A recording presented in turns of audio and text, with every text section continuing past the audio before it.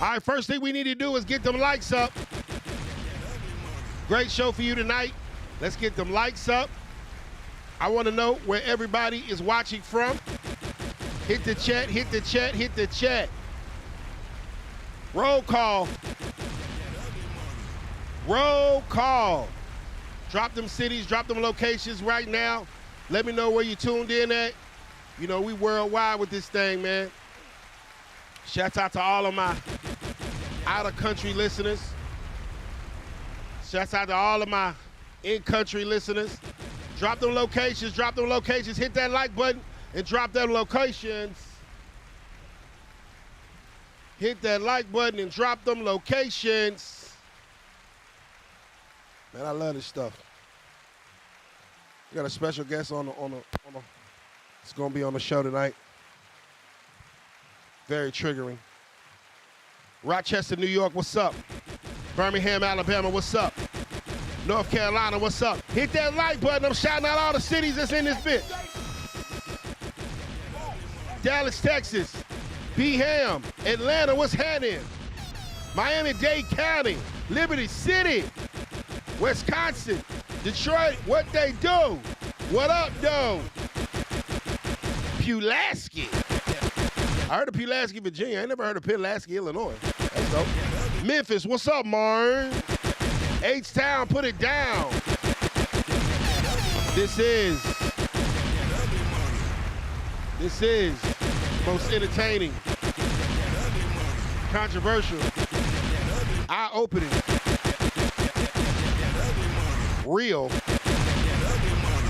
podcast in the world, the Ugly Money Podcast. If I say so myself. A lot of things going on in the world. The Broncos done gave Sierra baby daddy the boot. Somewhere Future is smiling. Broncos have given Russell Wilson an ultimatum. They told him either he restructures his contract or they're gonna bench him. Well, he won't doing nothing anyway, so sure. From the looks of things, Russell Wilson is out of Denver. Future, another win for the City Boys. Another win for the real ones. He said he a Denver. DJ 6-4 say Denver. This is a shame right now.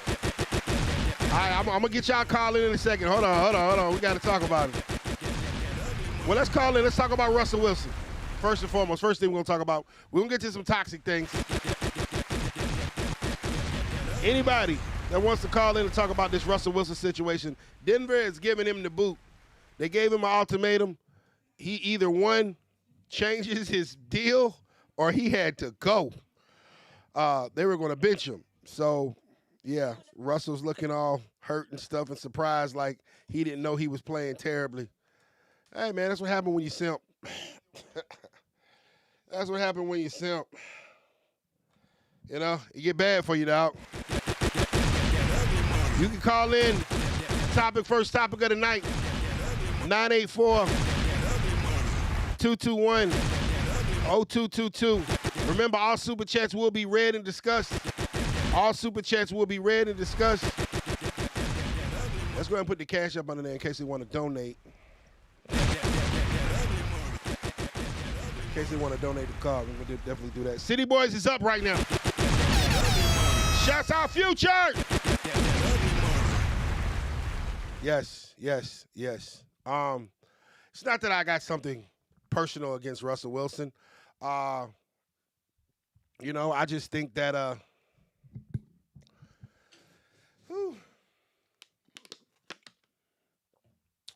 I mean, I think a lot of men are either a Russell Wilson or a Future.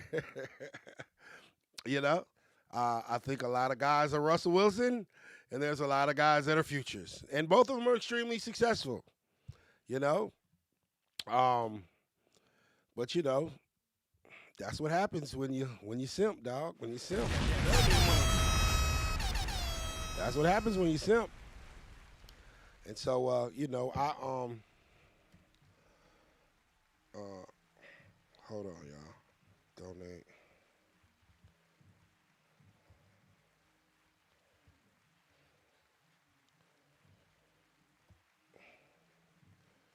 Yeah, that's what happened when you simp, man. There's been so many. There's been so many. There's been so much proof and evidence that simping is just goes bad for people. I mean, we got Joe Smith. Look what simping did to him. The whole concept of taking a 304 and making her a housewife, it doesn't really do well for people. It doesn't really do well for people. You know?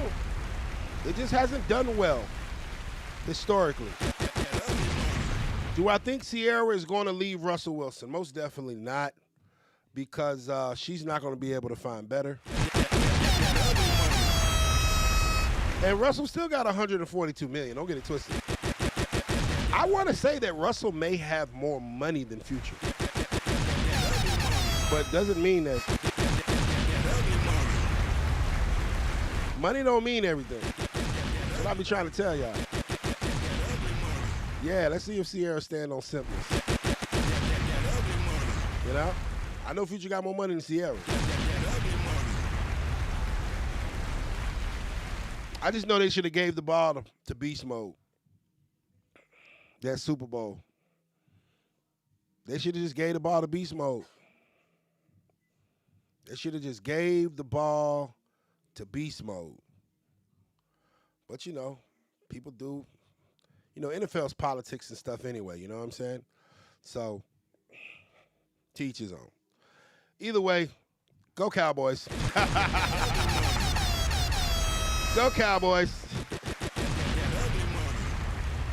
49ers are good this year. I hate that. Eagles are decent. I hate that. Atlanta's Atlanta, which is bad. I love that. Yeah, we put it on top of there. Atlanta's Atlanta. Make it smaller. You know, they always bad. That's one thing you got to know about Atlanta. Atlanta's going to find a way to mess it up. They just are. Atlanta's going to find a way to mess it up. You feel what I'm saying? Like, no matter what. Calm down, D-Roy. Calm down. Calm down. Only one team in the world is America's team. Calm down. There's always some Cowboys haters. It's always a Cowboy. Atlanta needs God. Hey, man, Atlanta is, let me tell you something about Atlanta Falcons, okay? Until Atlanta Falcons do right by Michael Vick, nothing, anything they touch is going to turn to dirt.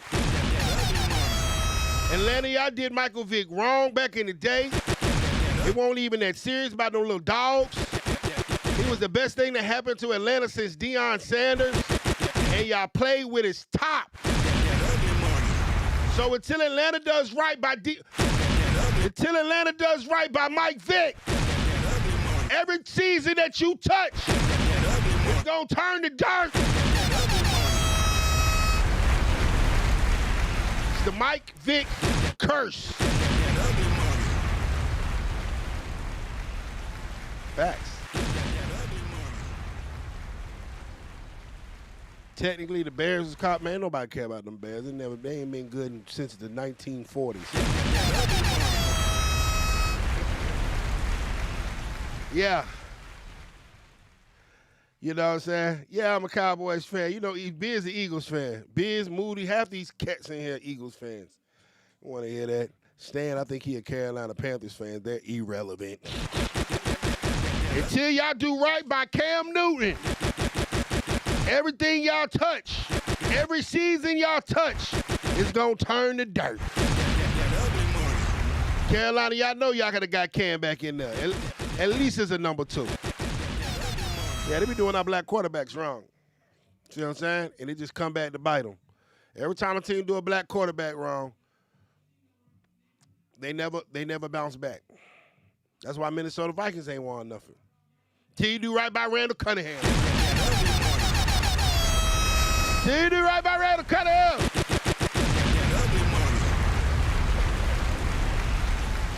Eagles doing good because they did right by Donovan McNabb, even though he didn't deserve to be done right by. Donovan McNabb was a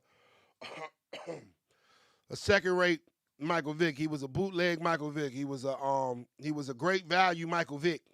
Oh yeah, or Kaepernick. Well, see the thing about Kaepernick, he really. I mean, is Kaepernick really one of them? I don't know. He was a mixed kid, raised by them peoples. I mean, you know, I just think it's interesting. I think he's trying. I always thought Kaepernick was trying to overcompensate. The fact, you know, he was trying to like overcompensate his blackness. You know what I'm saying? He's already a mixed dude. That's cool. But you know, he was raised by white people, so it's just like, you know, he's just trying to be extremely overly black with the afro and shit. Like, niggas don't even wear afros like that. But yeah, you're right. They definitely did him dirty. They definitely did him dirty. 49ers.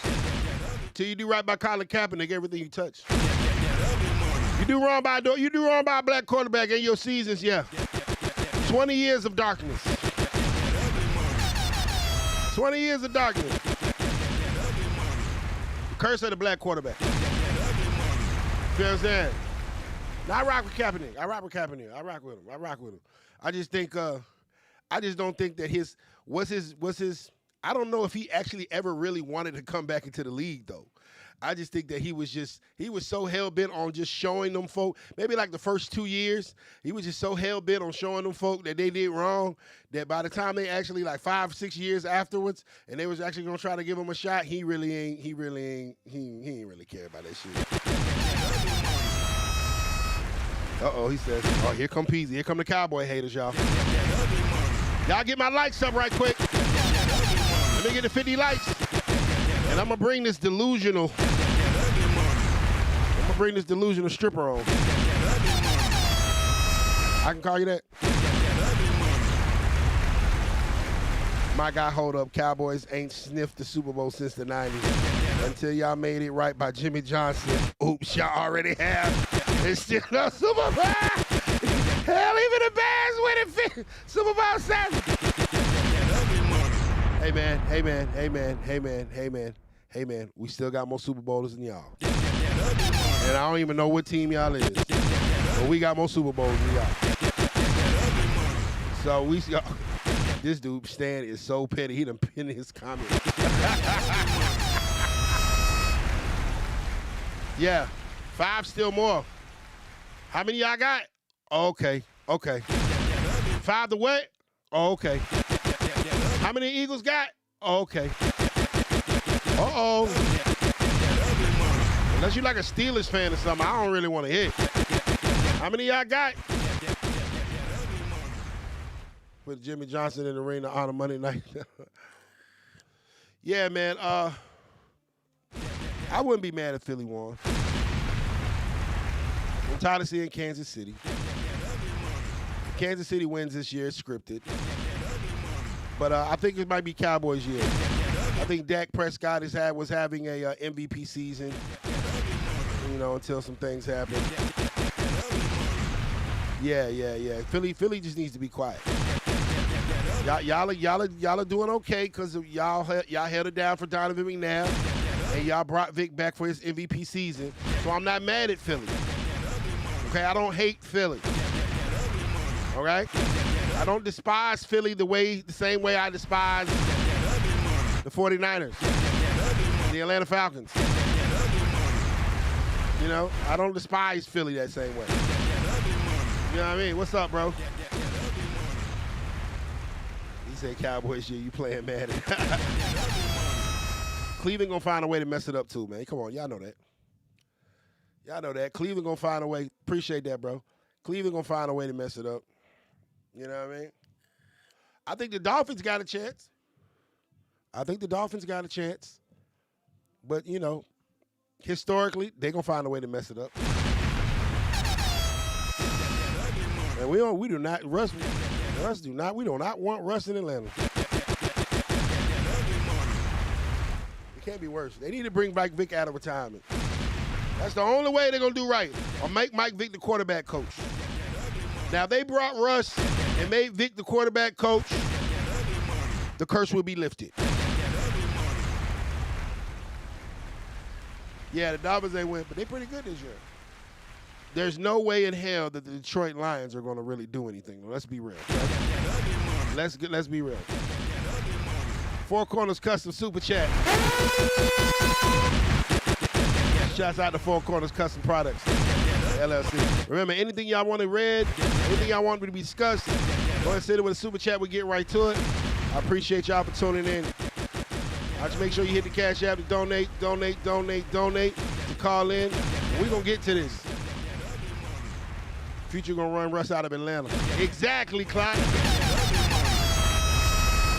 They going to run Russ ass out of Atlanta, dog. Or Future going to hit Sierra behind his back. She moved back to the A. That shit going to be funny as hell.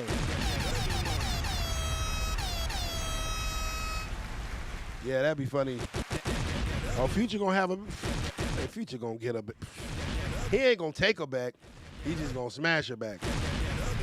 Send her right back to Russ. Russ gonna be like, "It's okay, honey. I understand you might need your time and space, and you just made a mistake. We're humans. You know, we all make mistakes." I already know, man. Green Bay 12, Bears 9, Cowgirl. Yeah, but y'all's is so far gone, man. I mean, the Bears were relevant in football back when them niggas was wearing goddamn ankle pads and shit. These niggas didn't even have helmets, nigga. The Bears was winning Super Bowls when niggas had them pilot hats on.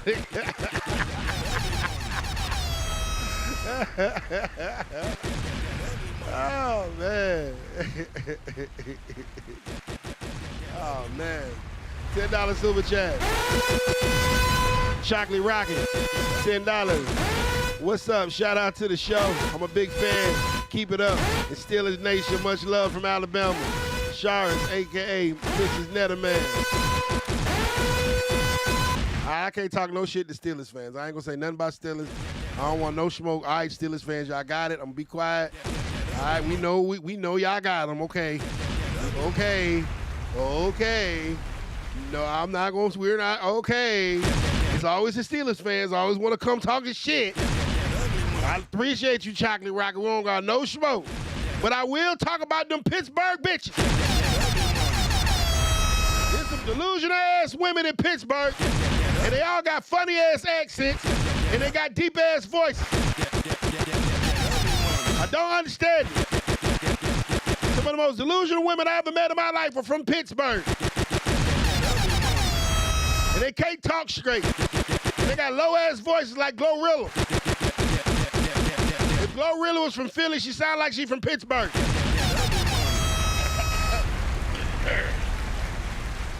Hell yeah, Michael Lee, I saw that, man. They said that boy made, how much he made? $700 million or whatever, playing baseball and shit. I'm like, what is this nigga, the LeBron of baseball?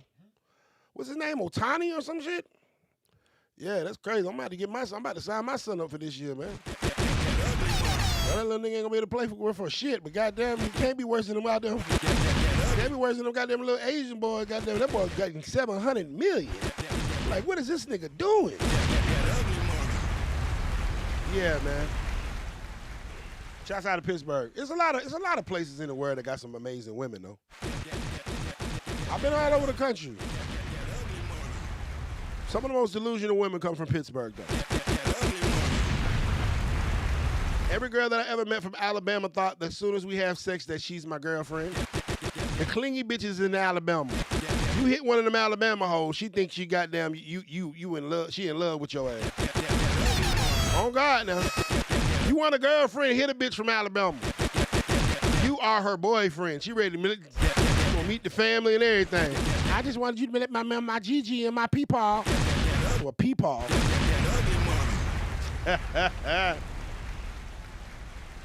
Is he that dope? I ain't never even seen the dude.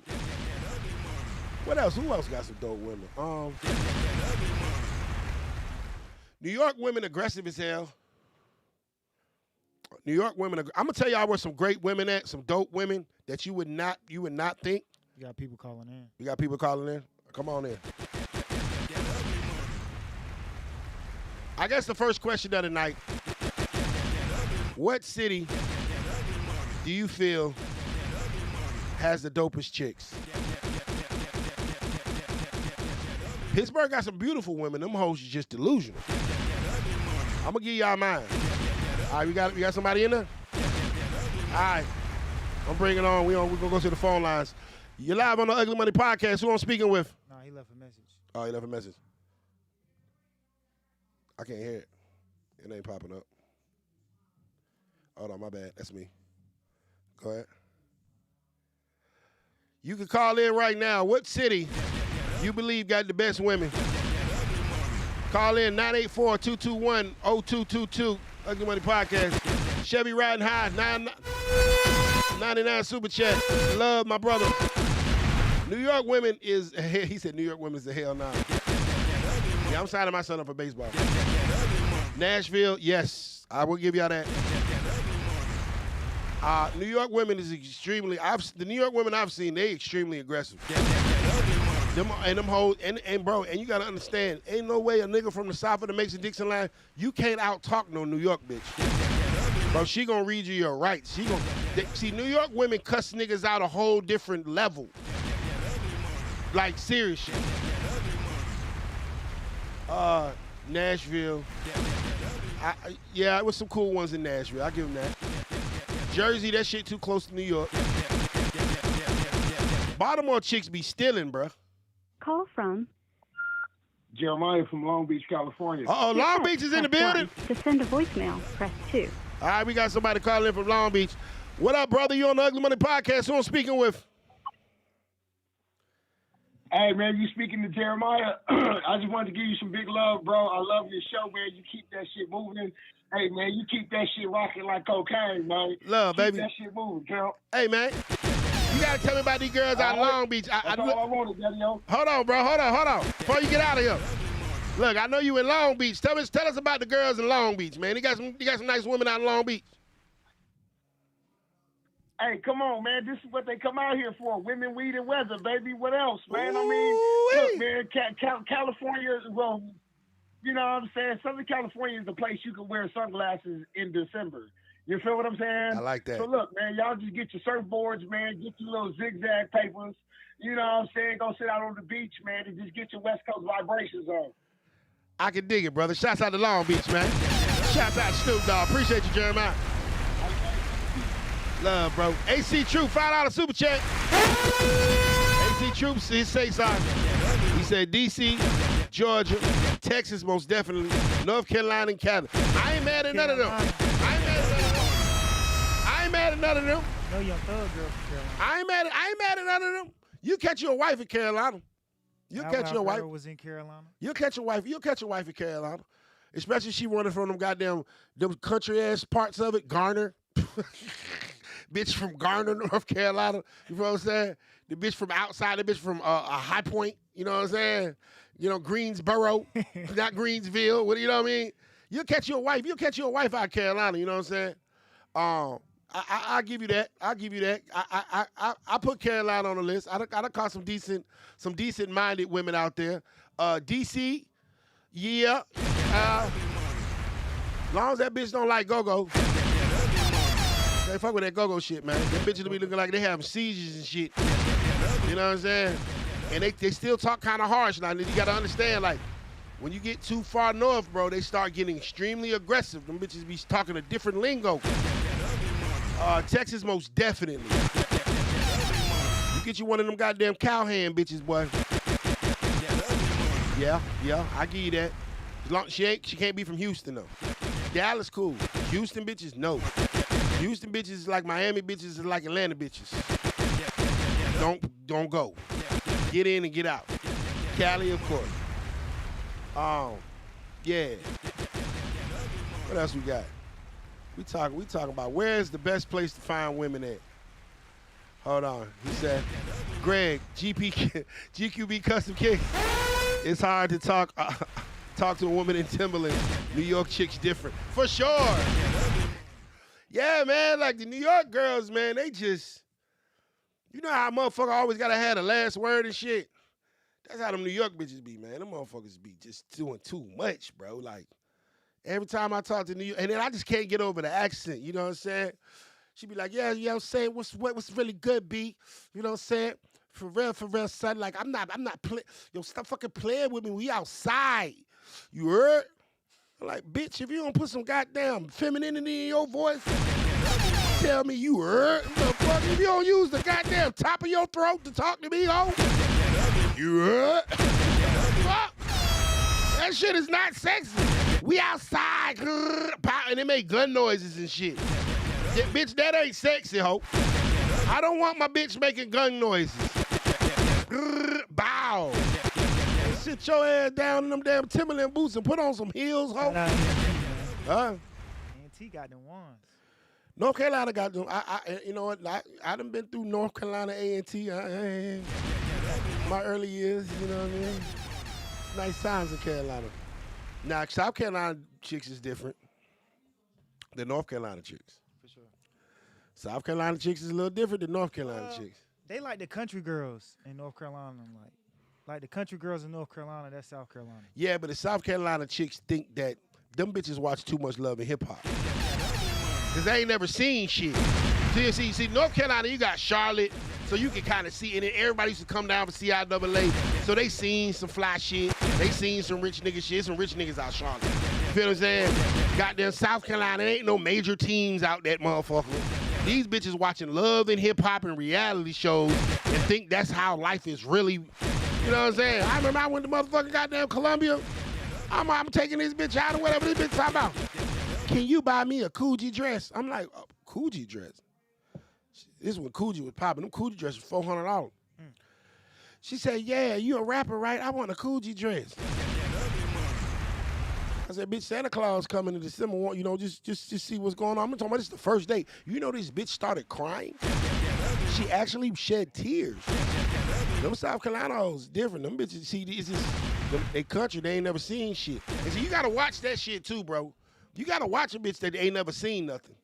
And that watch a whole bunch of reality shows, and she be watching these hoes on Instagram. She be watching Ari and Jada Waiter thinking that's how life really is.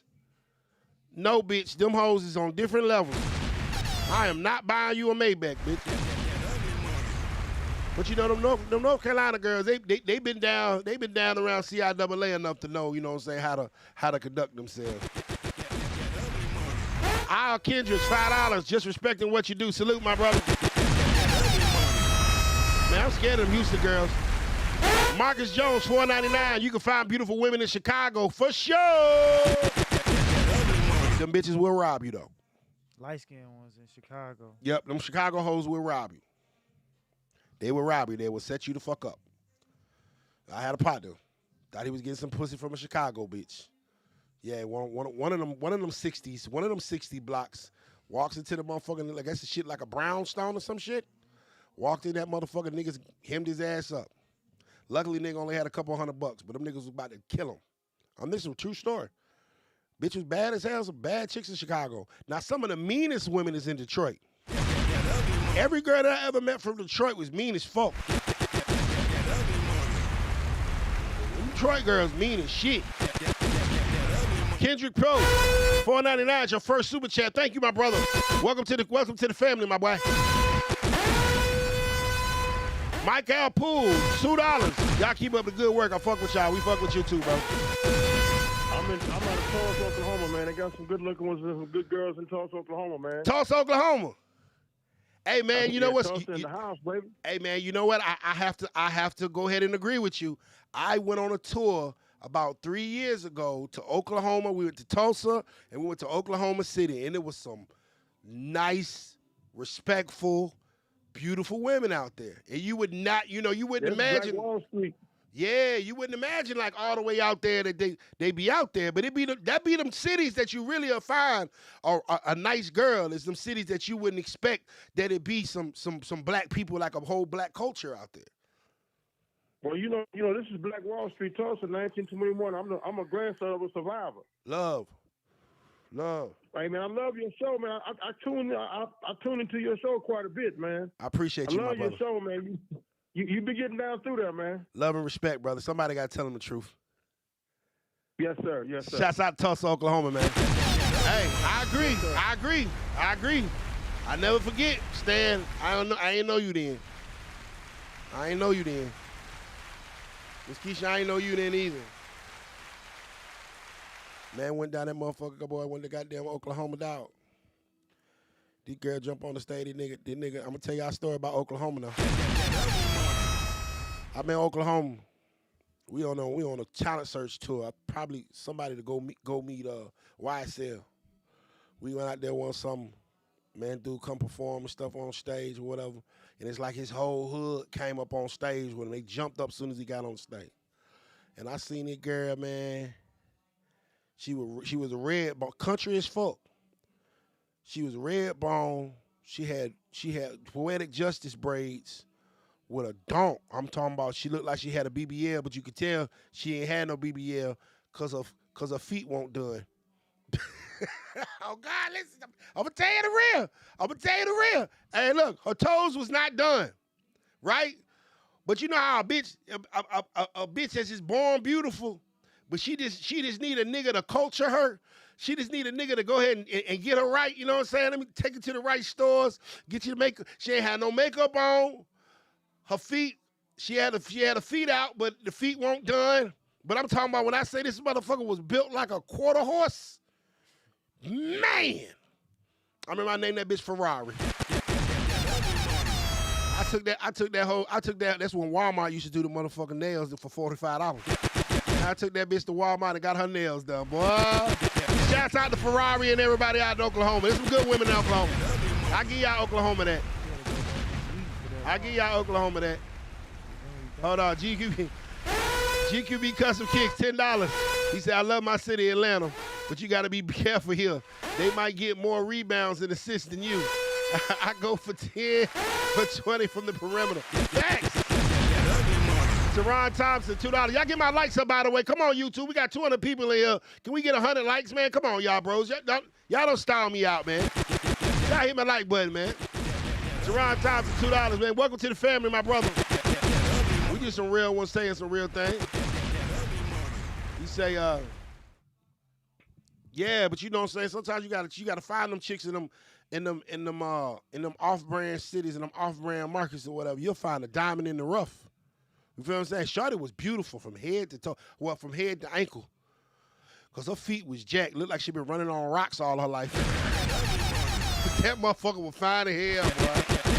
Man, I took that bitch to Walmart, boy, $45. Got her some French with the French white tips, what it used to be. The French tips, whatever. The French shit, whatever, on the toes and shit. Had motherfucking Ling goddamn, take the goddamn cheese grater on them feet. You can tell she had been running around with her feet off because she had like big toe. Yeah, that shit. I still hit. Oh, man, hit that like button, man. Hit that like button, man. Love them, Jericho. Yeah, man, but I'm going to tell y'all another place, man. Shouts out of Baltimore. I'm going to tell y'all another place that I've seen some of the most beautiful women, the most submissive women, but also some of the most paid women.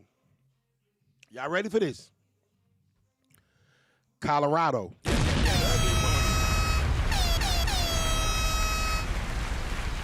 Don't sleep. Let me tell y'all a story.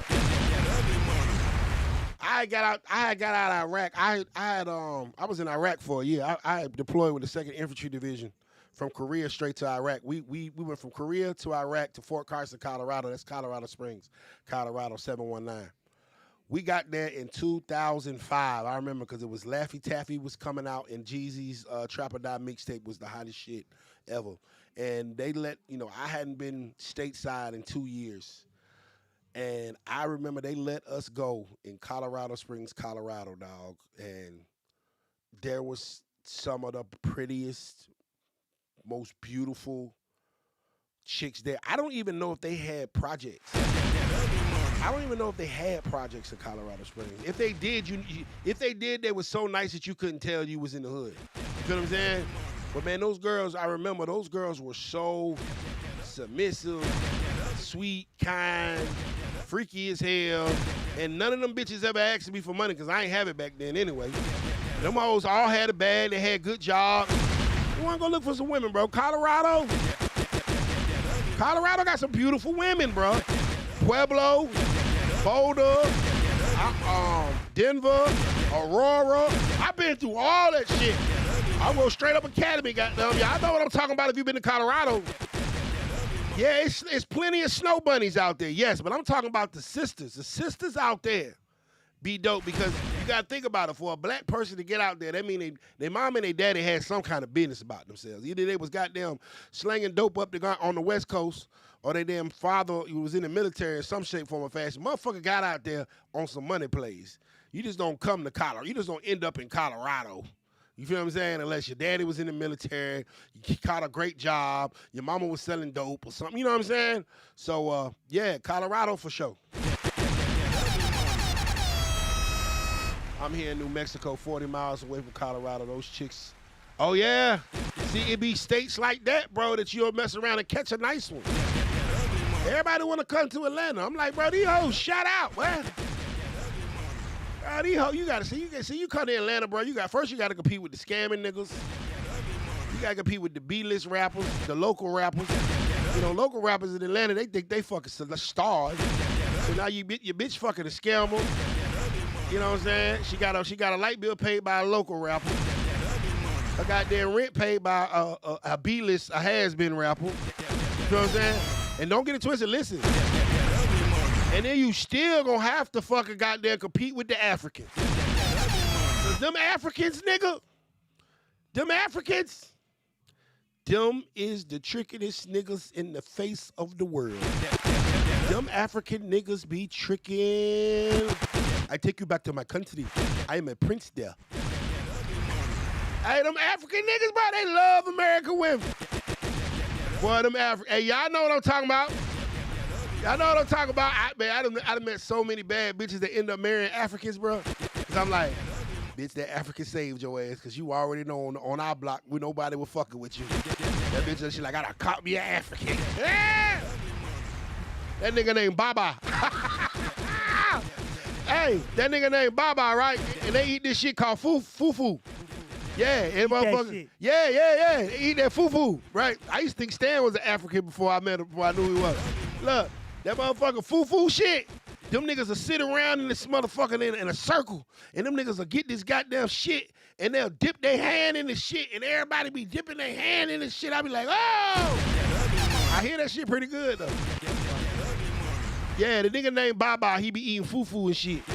So in Atlanta, you got a whole lot of people trying to pull at the bad hoes. You know what I'm saying? You got the scammers, you got the rappers, you got the niggas that, you got the Africans. You can't outball the Africans. Then you got to watch out for these niggas in Atlanta. The niggas, that's the niggas next to the nigga. Hey, bro, you know I be with Thug and them. Hey, bro, you know I'm with the baby and them. Yeah, man, I be with Future them. When they say a nigga name and then them, that's the niggas I'm talking about. The niggas next to the niggas. The entourage niggas. I done met so many niggas that's a somebody to somebody to somebody. Yeah, man, because you know I be with Dirk them. Nigga, Dirk ain't even from Atlanta. Yeah, he live out here now, though. Yeah, I'm tied in with Dirk them. You ask Dirk who this nigga is, Dirk looking at you like, who the fuck is this nigga you talking about? Who is JoJo? Hold on. GQB custom kick, $10 super chat. Afghanistan vet myself. Had a young buck try to follow my truck. Wow. Until he seen my sniper air assault and 10th Mountain emblem. Facts. Never seen someone detour so fast. Different training. Oh, facts, bro. Shouts to all my service members, man. Shouts out to all my veterans, dog.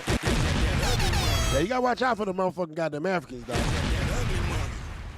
African, Baba will steal your bitch, bro. Baba will buy your bitch. You got to think about it. Baba ain't going to tell her no. Baba is not going to tell her no.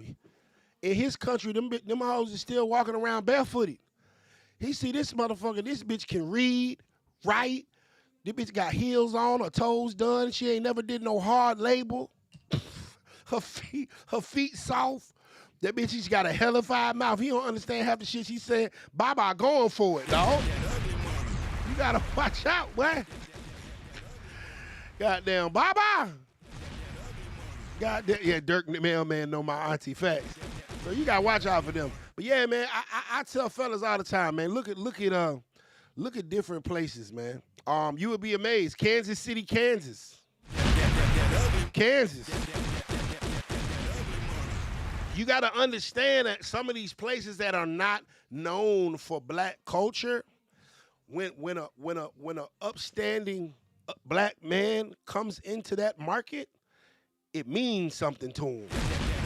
They appreciate it. When some real dick touchdown in Kansas, them hoes is gonna rejoice. They gonna gather around the dick and light a bonfire and sing Kumbaya. Real niggas is here. Go to Kansas, nigga. I'm trying to tell y'all. Y'all keep on wanting to go to Miami. They hoes, bro. You wanna go to Vegas? They hoes, bro. Wanna go to New York? They gangsters, bro. You wanna go to Atlanta? They straight out selling pussy. Trap Set Network. $4.99 super chat. Salute my brother. You know what I'm saying? Take a trip to Kansas, bro. Take a trip to Kansas, dog. You get on motherfucking 64, dog. You go through. I think you hit the bottom end of Indiana. And you just ride through that motherfucker. You hit through Kansas, right? You gonna get through Kansas City and I think you hit through St. Louis or some shit. I forgot. But I know you get through Kansas, dog. And it's a long ass fucking Kansas, like an 8-hour drive. And all you see is cows and prairie dogs. But bro, like every time you stop, you be amazed at how many black people you see in the middle of the fucking prairie. And it be some badass women. You know what I'm saying? Like they ain't all the way fashion there. Like, you know what I'm saying? She might have some high water jeans on. Her weave might be from 5 summers ago type shit. They ain't got all the new shit, you know what I'm saying? You know, her eyelashes ain't as long as these hoes, cause it ain't made it out there yet. But if you look at the quality of the woman, like this bitch was born gorgeous. Mississippi. Oh no, bro. Listen, hold on, Von Jackson. I'm saving it. Trust me, we gonna go there. You know what I'm saying? Kansas City, Kansas. All right, play around, bro. You won't fuck around, think you a king out that bitch, bro. Now listen, in my opinion, the best women to go get in the South. Mississippi. Motherfucker. Oh, Wichita. No, we'll talk about it, Kendrick. Hey, we'll talk about it, Kendrick. Because I know about Wichita, Kansas. But listen, I gotta go. Listen, I'm learning y'all tonight. Dallas got some nice women, too. But we all know Dallas got women. I'm talking about the hidden gems, bro, where you'll go find a bitch that is a 10 that got 300 followers on Instagram. No, she don't even got an Instagram. The bitch got a Facebook. Bitch named Louise. She got gray eyes, real hair. Ass looked like she had a BBL, but she ain't never heard of a BBL before. I'm dead to fuck serious. Natural as hell. Just look like that. Man, I met a bitch in goddamn Gulfport, Mississippi, dog. I'm down that bitch doing this shit called Fight Night. These girls used to do slapping in the rings and shit, right? They doing slap contests and shit. Y'all get my likes up, man. I got 250 niggas in here. I need 200 likes. Look, we in the motherfucker doing a slap contest, right? I don't know if y'all ever seen the video where the girls say 1, 2, 3. They slap each other. Nigga, that's me. serious. I'll show y'all one day. So anyway, I was doing this shit, right? I go down to the motherfucking club, Mississippi. Gulfport, Mississippi. Never heard of this shit. Don't know where the fuck I'm going. I get to that bitch. They had some ring girls in this motherfucker, right? I'm like, okay. I'm looking at these girls, right? And I'm like, damn, that bitch bad. Like, I seen this girl. I seen the ring girl. She chocolate. You know, it hit different. When a chocolate girl pretty, it hit different. She chocolate as shit, bad as fuck. I just seen one ring girl. Then it had a caramel motherfucker. Beautiful as hell. This bitch had hazel eyes, right? I'm like, what the fuck? Then they had the red. I think the bitch was Creole and some shit. This bitch red though. She red, but looked like she, I don't know, looked like she's something else, right? The bitch talked like she from France. I called the bitch Pocahontas. Man, I remember I saw that bitch, bro. I looked at that bitch, I said, bro, I said, that's top 5 baddest bitches I've seen in real life, in person, in my life. And she was right there. Right? Listen, top 5 baddest bitches I ever seen. I'm talking about in real life.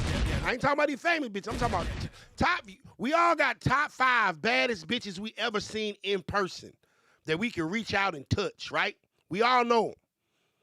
This is one of my, I've been all over the world. She was one of my top 5 baddest bitches I ever seen in person in my life. I call this bitch Pocahontas. The girl had hair down her back. She had hair like an Indian lady. She had eyes like an Asian woman. She talked like she was from France and had ass like a nigga.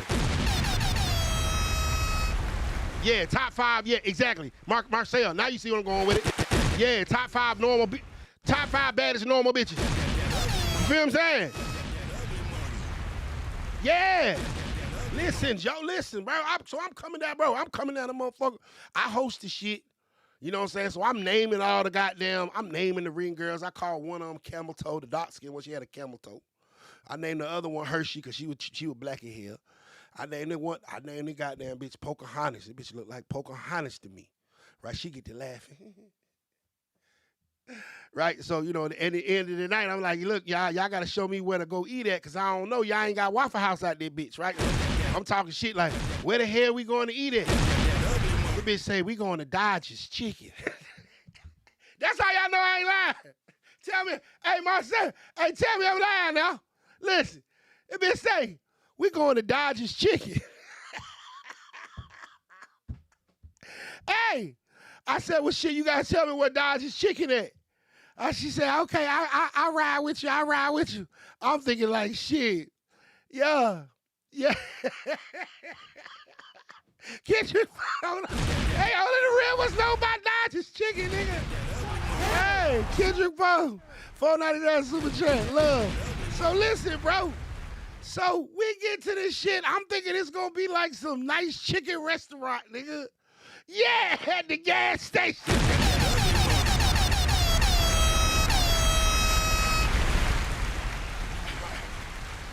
Bro, this hoe took me to the gas station, dog. Vaughn, she took me to the gas station. It's a big-ass gas station. The Dodgers Chicken in the gas station, bro.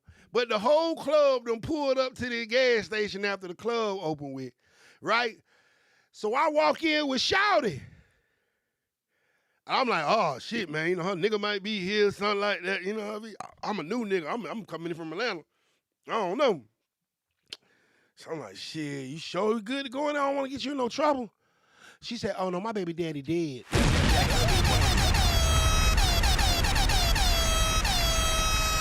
Okay, I said, okay, cool.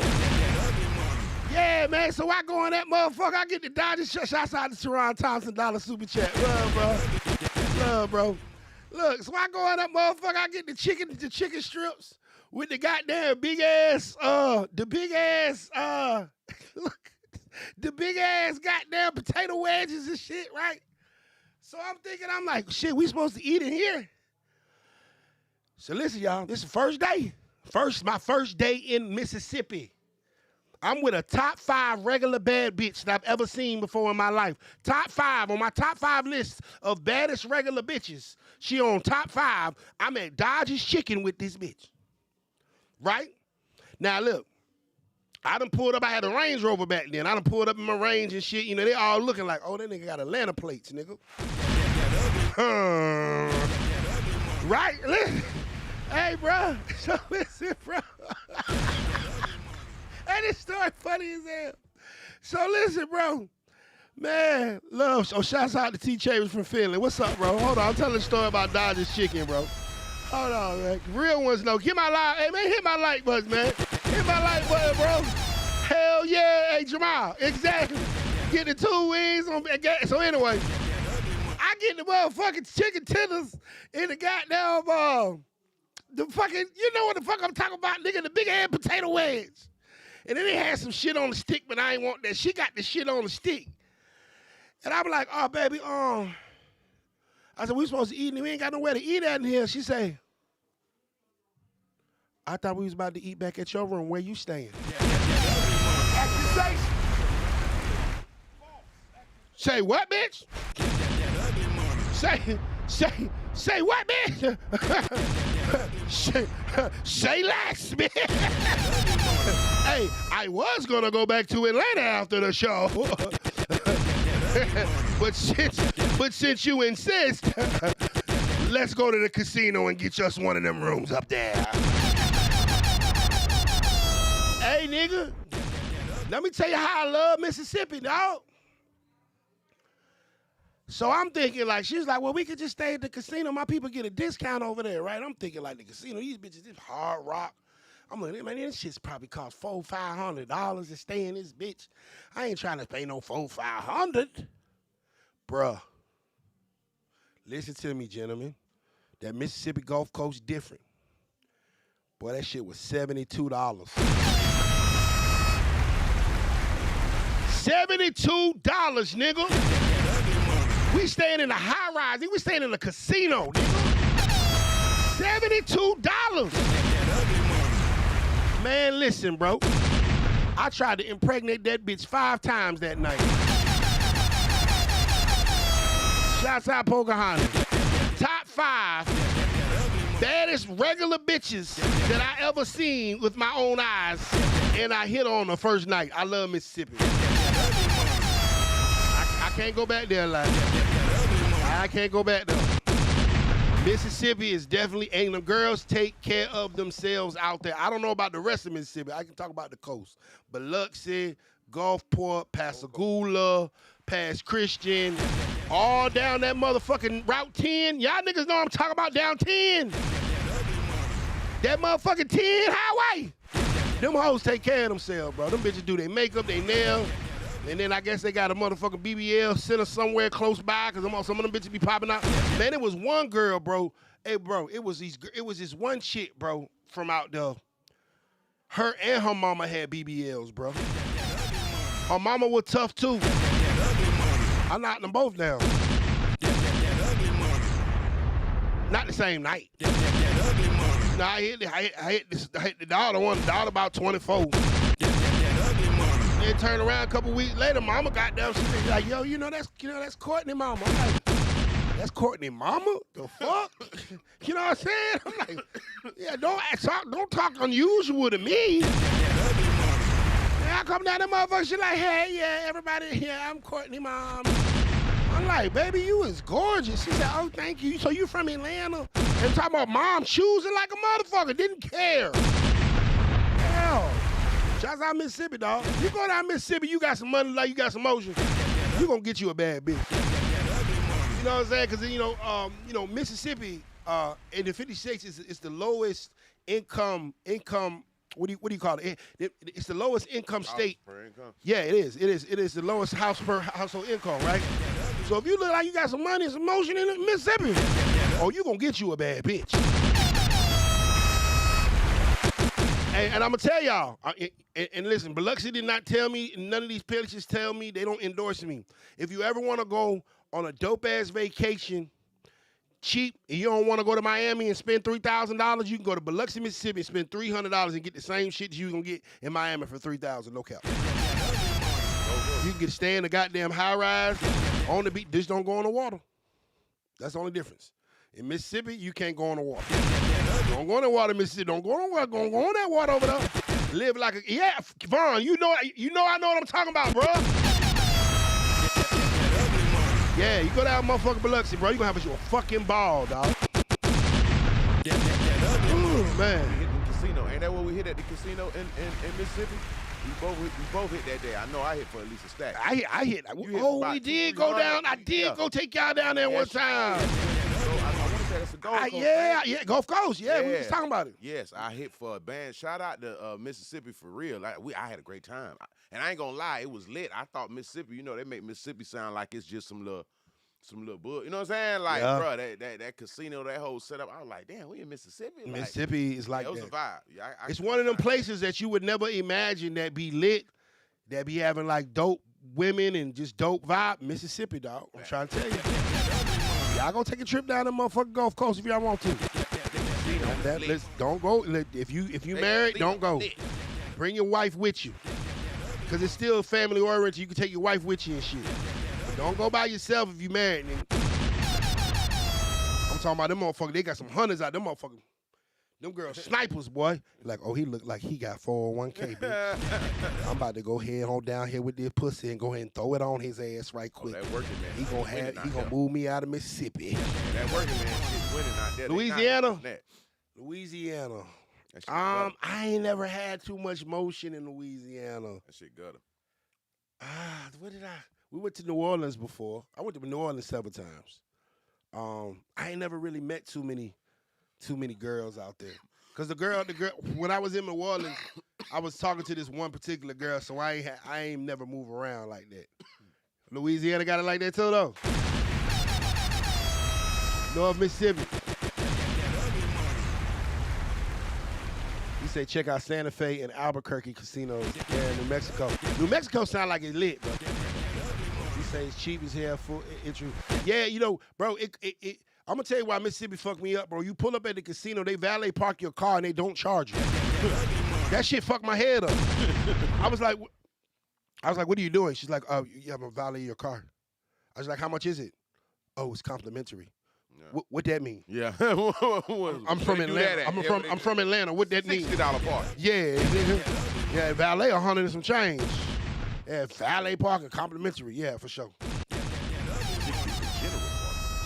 Yeah, man, we talking about where's some hidden gems where you can find where you found some of the beautifulest women in your days, Biz? Virginia. I ain't gonna lie. Hey! I respect mine. Maybe out there. We went to Virginia, moving around, getting some eats, doing a little 1-2 step through the mall right quick, and I ain't gonna lie. Was it Richmond or was it down by the beach? Where was we? We was at 757. Yeah, we was in Virginia, but we wasn't by the beach though. It was Richmond. Richmond? It was Richmond. Yeah. That's where Knuckles from, right? Yeah. Yeah. We was where Knuckles was at. Man, I'm not gonna lie. They had a lot of little vibes out there in Virginia. I salute Virginia. They had vibes. Who else had some vibes? Kansas City. We had just talked about it. Kansas. You understand me? Hey, you know what? Talk about a sleeper. You know what I'm talking about? Talk about a motherfucking top 5 cities. Hey, top 5 cities. For sure. Top 5 cities. I was telling him. Then the nigga said he was somebody on the chat was like Wichita. I was like, boy, what you know about Wichita? Drop a bomb for Wichita. Hey, sir. Hey, you talking about something? Kansas is. Hey, let me tell you, that whole little setup is a great setup, man. I ain't gonna lie, it's country. You know what I mean? Unless you really in the city. But man, look. It's a great time. You have a great energy and great times and vibes out there. Nah, for sure. You know what I mean, bro, the club that night, it was probably 1,000 people there that night. Wichita, yeah. On a Tuesday, we went up. We went crazy. Bro, I stood on stage and looked out at that motherfucker. I say, oh my God, this shit. And when I met the people there, they like, man, when something happened here, we don't got a lot of events. Yeah. So when something go on, nigga, everybody's popping out because we ain't got a bunch of shit we could go. You know what I mean? So shout out Wichita. They fucked me up. I'm not gonna lie. For sure. I did not respect. Still trying to make it back though. We gotta make it back to Wichita soon, man. Shouts out. Hey man, y'all go ahead and get the likes up. This episode being brought to you by 3 young queens. The best shea butter in the world. They got smell goods, body oils, and everything. Yeah, the 3 young queens. Salute to 3 young queens. They got a vibe going right now. Yeah, Everybody that got the product, I done seen a few people reposting their product that came to the oh, this is my new scent, my new blah, blah. Yeah, y'all moving and grooving. Salute to 3 young queens. 3 young queens, man. Oh, he said Ohio. Shout out Hey, Ohio. sir. Trillis. Ohio, some good times, too.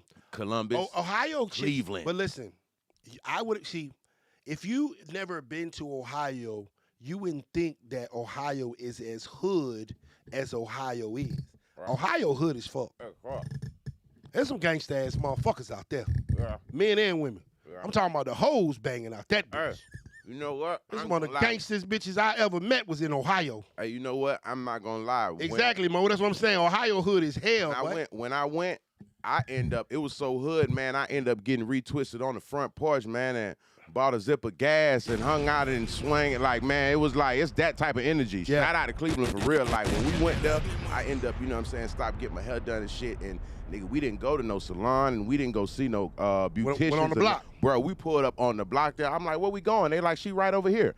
I'm like, okay, let me see where the fuck is right over here at. Yeah. Bro, we pulled up and got my shit done on the front porch. Nigga pulled up with a big-ass bag of gas. I'm like, hold on, nigga, this shit look different out here. You know what I'm saying? Yeah, you wouldn't sure. think it's, you know what I'm talking about? Whatever that, I can't remember what side of Cleveland I was on, though. But East Cleveland. East Cleveland. East Cleveland, yeah. Off St. Clair or some shit like that, if I'm not mistaken. Yeah, it's a vibe. Salute No, Ohio. yeah, Cleveland like our second home. My brother Mags, I signed an artist from Ohio, so we always do Ohio. You know what I'm saying? Cleveland, Columbus, Cincinnati is always a vibe. It's always like family. It's always like home. They treat us real good out there, man. No, we fuck with Ohio heavy. Fuck with Pittsburgh too. That's how I know them goddamn women is delusional as fuck out there. They beautiful though. We did have a crazy young lady from Pittsburgh on the show. Crazy. She was as you said that, you made me think. Told you. She was a little, you know what I'm saying? She was a little different, respectfully, you know what I'm saying? She wasn't nothing wrong with her, but her whole energy was just like, it was just. But you know what's crazy about that? And let's talk about that without having to say the young lady's name, right? Right. We had a girl on the show. Y'all, just to give y'all some context, we had a girl on the show. She got so upset at what we were saying to her that she started crying. Hey. She literally had tears going down her eyes because I was basically telling her, that's like, baby, it's damn near impossible that you're about to find a rich, monogamous man at this point in your life. I ain't gonna lie. When she started crying, you know how that shit be when females start crying and shit. Then you know what I mean. Everybody got to kind of throw the car in reverse a little bit. Like hold up.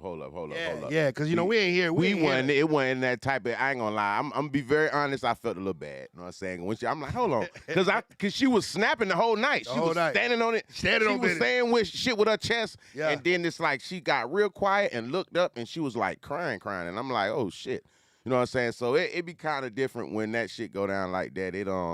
Let me tell you the plot twist though, y'all. Yeah. So this girl got on this show and cried because she couldn't have a rich, monogamous man that only wanted to fuck with her.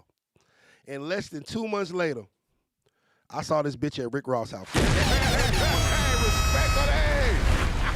Hey, and it wasn't the pool party, bitch. Yeah, she was in that motherfucker. I said, well, goddamn it, I guess she learned something from the show. Hey, she did. If you can't beat them, join them. Man. You know Ross ain't going for this. Hey, man, Ross got his name. His best life. Yeah. His best life. I think he was with Pretty V or something there. I'm like, oh, okay, shit. So you are solid in your side bitch potential now. Nah, you know what it is? The bag, brother. The bag, depending on the type bag you have, makes the rules a little bit more adjustable, and that's what I've noticed. That's not my personal opinion. You're saying that the more money that a man has will make a woman cooperate, or not cooperate, compromise a little more than the man without less money. 1,000%. I want to ask Miss Keisha that. If a broke nigga, right, do certain things, his woman or the woman he dealing with or the women he dealing with, whatever he got going on, is gonna like be on his bumper more, if that makes sense. You know what I'm saying?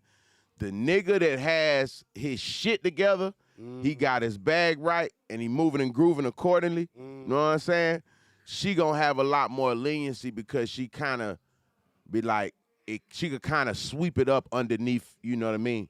He out here handling business. You know what I'm saying? So shit goes on in between it, But that we must say that, you know what I'm saying, there's a lot more leniency for the man that is more financially motherfucking me stable.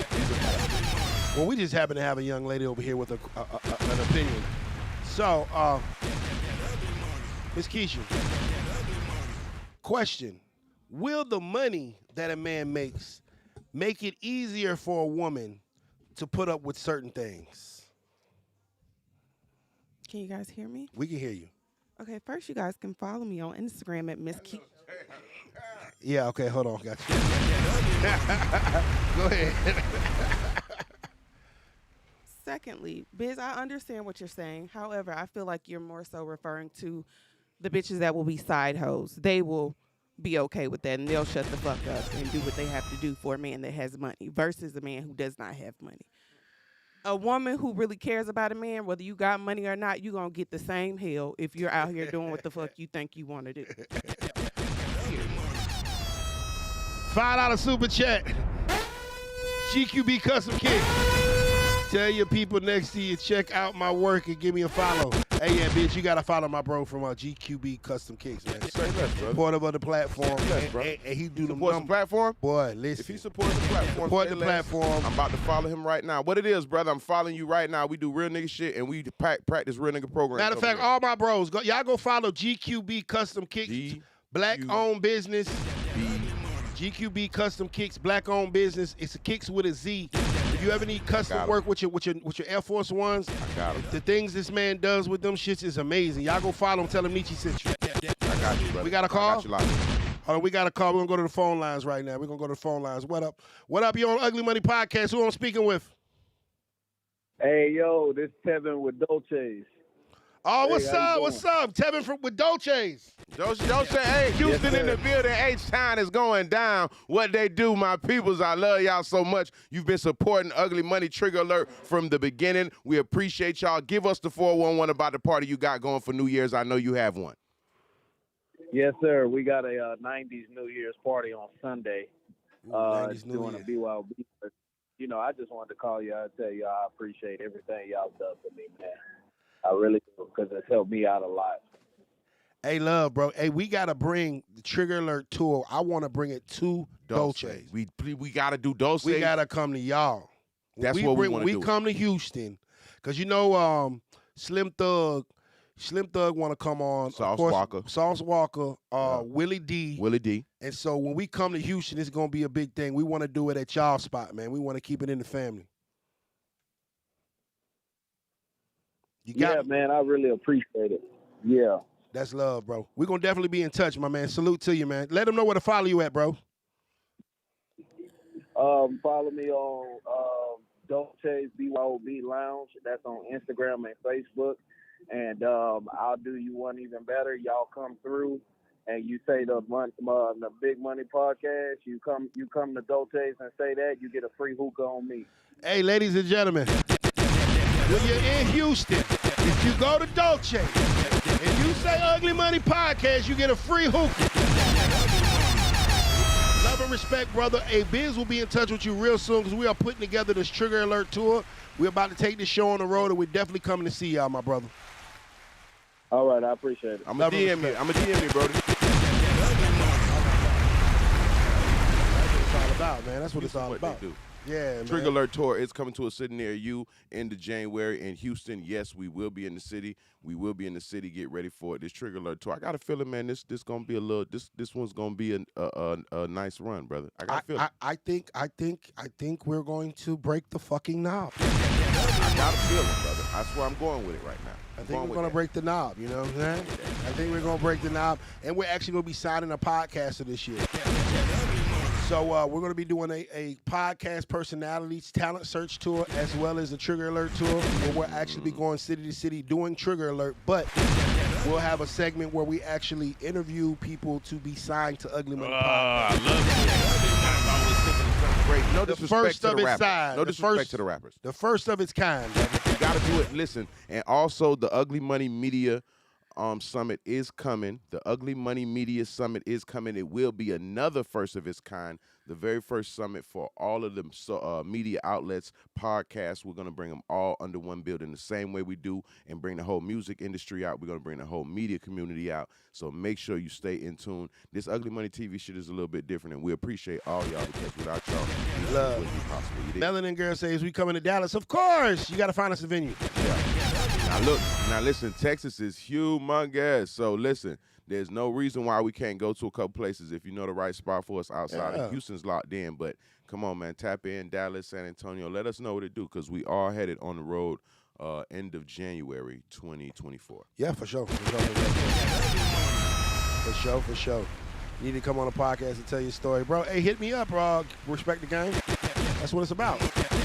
That's what it's about, man. I ain't gonna lie, brother. I did a real dope interview today. Let me make sure I shout him out, man. I actually booked you an interview today, too. For the 24th. Bruh, I'm not gonna lie. Shout out to the Wave God 804 on Instagram. Shout out. You know, he's from Virginia. I know exactly what you're talking about. Bruh, he hit me up a couple days back and was like, man, I rock with emotion. Let me tap in and let's do something. And I did an interview with that young man, and man, salute to him. We are the Wave God 804. He is. I like his whole setup, and I could tell the way he put time and thought in his questions and his whole. You know what I mean? Like yes, he went out his way to do it. So salute to that young man. If you want to get with Ugly Money Nietzsche, if you want to get with me, Biz, tap in. We definitely starting to move around now and touch other people's podcasts and bring that energy and that vibe to it. You know. Let's move forward. So, we talked about the best cities to find women. What are the worst cities to find women? Worst. What are the worst? What's your top 5 worst cities to find women at? Somewhere I went where it just wasn't right. They just was blah. Durham where? What's that? North Carolina? They already talk about DMV the worst, Memphis, Winston, North Carolina. Hey, let me tell you. Okay, I can think of one. Now here go one that they wasn't the worst. If you're trying to find a woman to cuff. Okay, here I'm not gonna lie. When we went to Little Rock, fucking Arkansas. Hold on, and I mean this respectfully. Yeah. Man, the women in Little Rock, Arkansas are so motherfucking gangster. I don't know how the fuck this shit is gonna work out. You hear me? Bruh, Little Rock, Arkansas nigga, when a nigga stepped out there, I never seen that many women in one place, in one building at one time gang banging like fucking that. What the fuck was going on? That shit was wall to wall, and every female I looked at and seen was throwing up a motherfucking gang sign. Goddamn me. Little Rock, Arkansas, salute to y'all. That shit is gangster times 10. The women out there banging harder than the fucking niggas. And I mean this respect. Hey, these young ladies was on. I'm just standing and looking. I'm like, what the fuck am I looking at right now? Like, yeah, so Little Rock, I don't know about finding one out there, bro. That's and that, it's hard. It's gonna be a little hard. Okay, you gotta get some on the outskirts. I'm gonna tell you which one was for me. Okay. That motherfucking Philly. I could not get past how they talk. Right. Like they talk so fucking hard. It's a really good genre. Yeah, Yeah. Like I just like the Philly girls is like niggas. Like I'm like the bitch sounded like Freeway without the beard. That nigga say Freeway. Like, you know what I'm saying? It was just like, baby, just be soft. Yeah, I ain't gonna lie. And it was just so hard and just so I believe like real women should be seen and not heard. Pop it. You feel what I'm saying? Bitch that talk too much, that's showing you that it's not. Now I'm not talking about in the comforts of our own home. We're having a communication. We're communicating. I'm talking about out in public. You just loud and boisterous and just attracting all types of attention. I told you that loud shit be blowing me, brother. I'm not gonna lie. A woman that be just extra loud, for no reason. And like you say, I ain't talking about we in the house in our own comfortable space and we moving how we moving. I'm talking about I in public, we in certain stores, we in certain restaurants, and we in certain places, and I could motherfucker hear you cross the room type shit. That loud shit is like, that's the quickest, you know what I mean, red flag for me instantly. Yeah, man. Yeah, that shit ain't about nothing. Yeah. That shit ain't about nothing. It ain't about nothing. Hey, I remember we was out there, motherfucker, bro. And I had a little, you know what I'm saying? I had a little motion. Yeah. Man, the motion, so she pull up. This bitch just loud. Just for no right, reason loud. Just loud, right? So we going to get the cheesesteaks, right?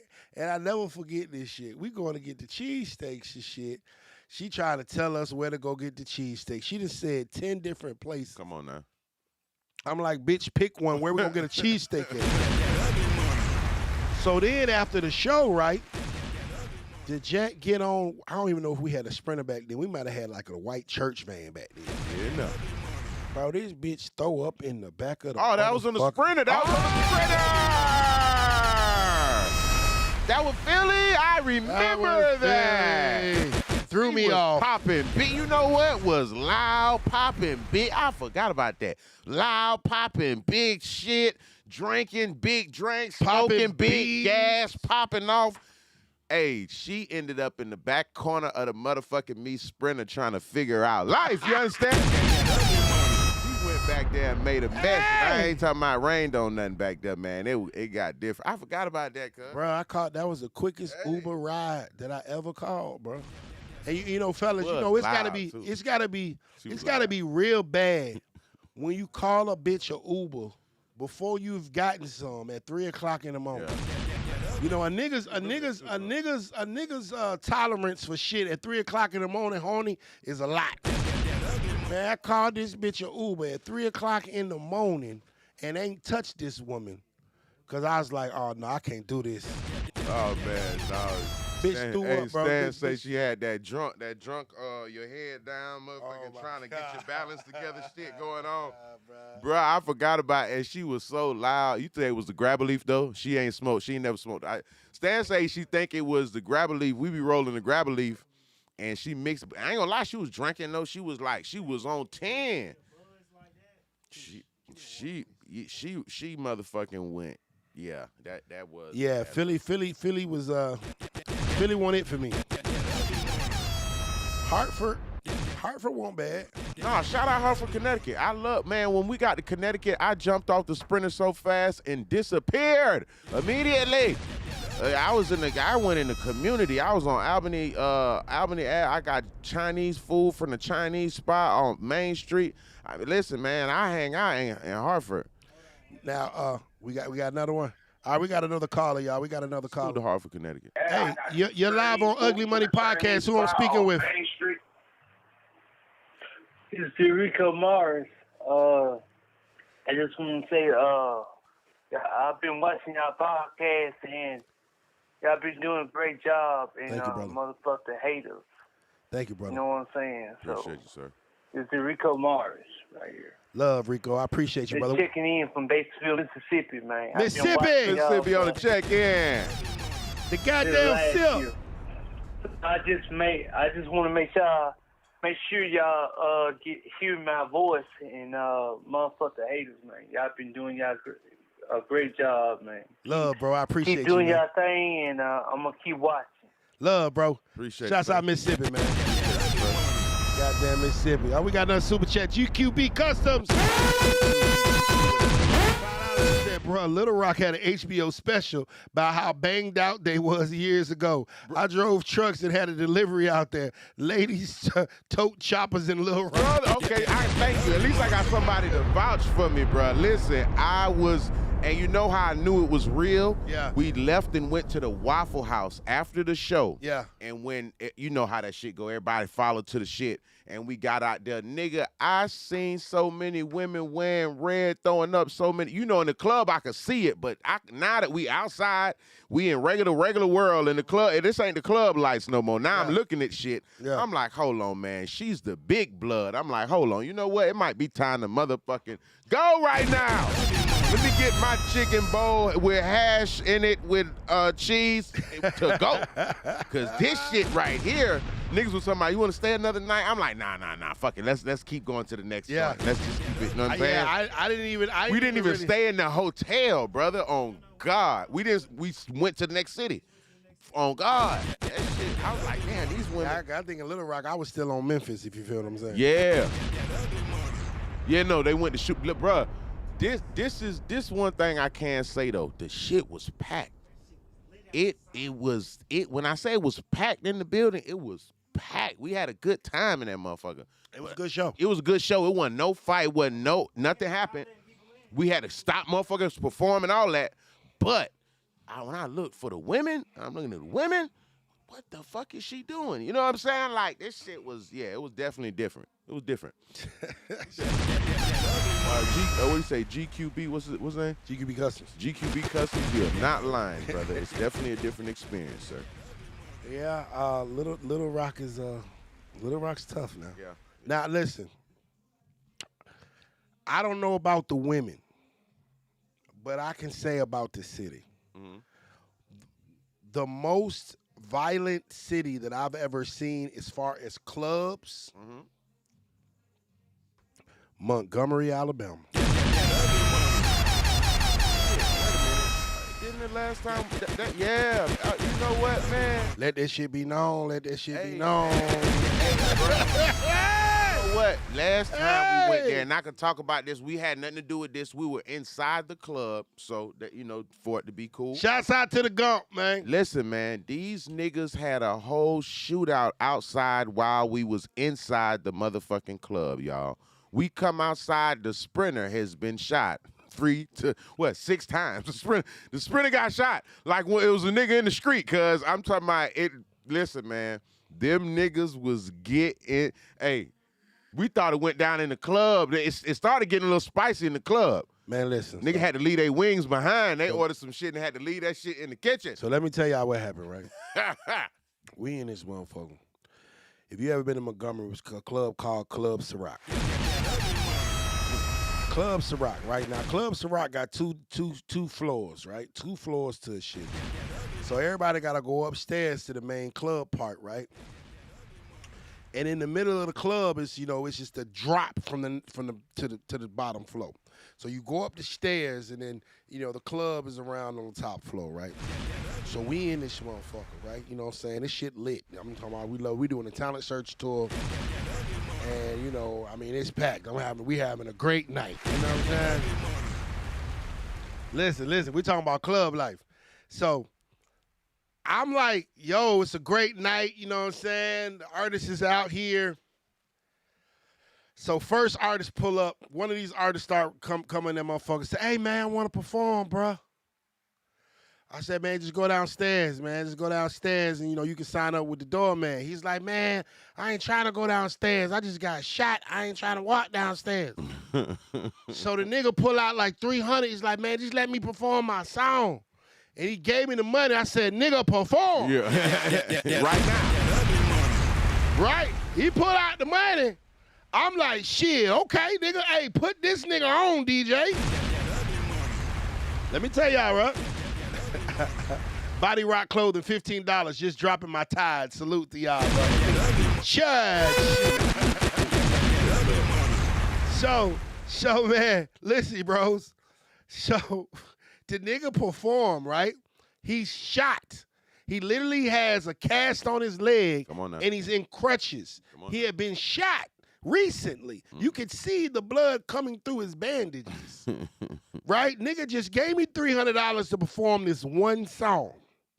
What I didn't know was the song that he was performing was about the other person that just had rapped who was still in the building. Bitch ass nigga, stop hiding. Bitch ass nigga, I'm sliding. Catch you at your mama house. You coming? I was like, what the fuck? So, right, I'm like, oh, shit, right? Yo, this nigga, Rap shit getting real. this the nigga that just got off the stage, and the niggas is still in there. Saying the nigga name, yeah, bitch ass, what do you call him? Space Jam. Nigga name was Space Jam. He like, bitch ass Space Jam in that motherfucker, bro. The nigga performed his song, bro. Turns around, walks over there to the nigga, and they knock him out. That's the first fight. I'm not even got to the second one. That was the first one. Right? So he literally shot. Right after he performs, walks over there with his niggas to knock the nigga out that he just dissed. I was like, them niggas got some balls. Bro, it get worse. No, that's the light fight. So after they pulled the nigga out or whatever, they ain't pulled the nigga out that got shot. They let him stay in there. Yeah. They pulled the nigga out that they beat up. They pulled him out, right? So I'm like, shit, we're cool, you know, hey. And this is how you can tell when a nigga was making some money. I was making some money that night, so I ain't want that shit to end. I'm like, fuck that shit, we staying here. Yeah, this dude doing numbers. Niggas paying $300-$400 to perform, nigga, I'm staying. Right, hold on, bro, so listen. So about 2 songs later, bro, I see some niggas. They had just performed. And they just standing there. And you know how niggas is when they about to do something? They kind of get quiet and they kind of stand and they kind of do this. You know what I'm saying? You feel what I'm saying? And then he kind of do like that. So they doing this shit. Yeah, so they getting ready now. It's going down. It's like 3 niggas. And I'm like, what the fuck's about to go on? So I immediately tell my artist, I'm like, back the fuck up. Yeah. Because I don't know what these niggas is on or who they see. But I pray it's not us. Right?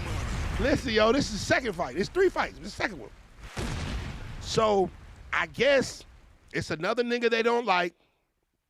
Them niggas end up turning around and beating the living shit out of some nigga out of VIP section. They pulled him out of VIP section. Hands and feet. And beat his ass all the way down the steps.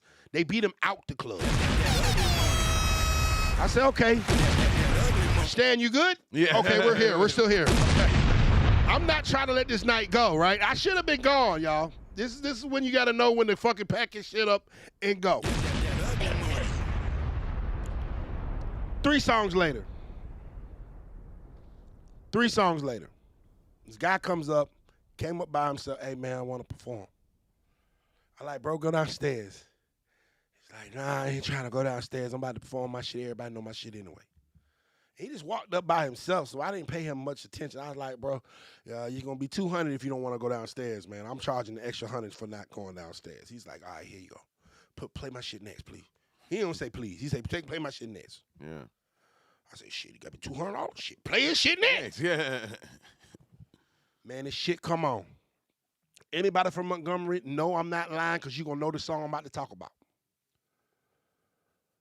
That shit came on.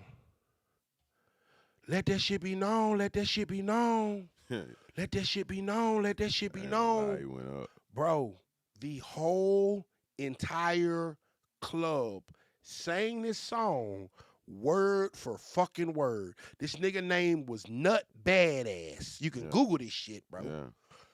The nigga was dissing a whole other side of Montgomery. And they was in there. Yeah. Nigga, the nigga didn't get through the first hook before niggas started all-out war in that bitch. Oh, man. It was warfare. I'm talking about niggas throwing niggas into the goddamn, to the bottom floor, niggas falling over the goddamn rail, niggas beating niggas up in the section. The whole club was fighting. This nigga standing on top of the speaker like ain't shit going on. Let that shit be known. Let that shit be known. Bro, I have never in my life seen a local artist have his city on smash like that nigga Nut Badass from Montgomery, Alabama. Lil Jon shit from throwback. Remember like when Lil Jon had that shit when they played that shit, that Lil Jon shit back in the G? Bro. And the motherfucking to just tear the whole shit to just go up. Nigga, they were fighting. They were singing the song while they were fighting. They were fighting while singing the song. So anyway, everybody kind of we shut it down. It's like, all right, cool, we gotta go. We shut it down. Them niggas outside, popping off or whatever. The rap niggas like, oh fuck that shit, nigga. I want to stay for my deal. Yeah. I said, hey nigga, you're going to Atlanta. We definitely gonna do some work. Just don't bring them niggas with you. He's like, all right, word. That's the first time I was in Montgomery. 3 months later, I'm there with free bands. I got Lil Wookie in there. I got Guap Tarantino in there. No, Lil Wookie was in there. We doing a free bands takeover at the same club, Club Ciroc.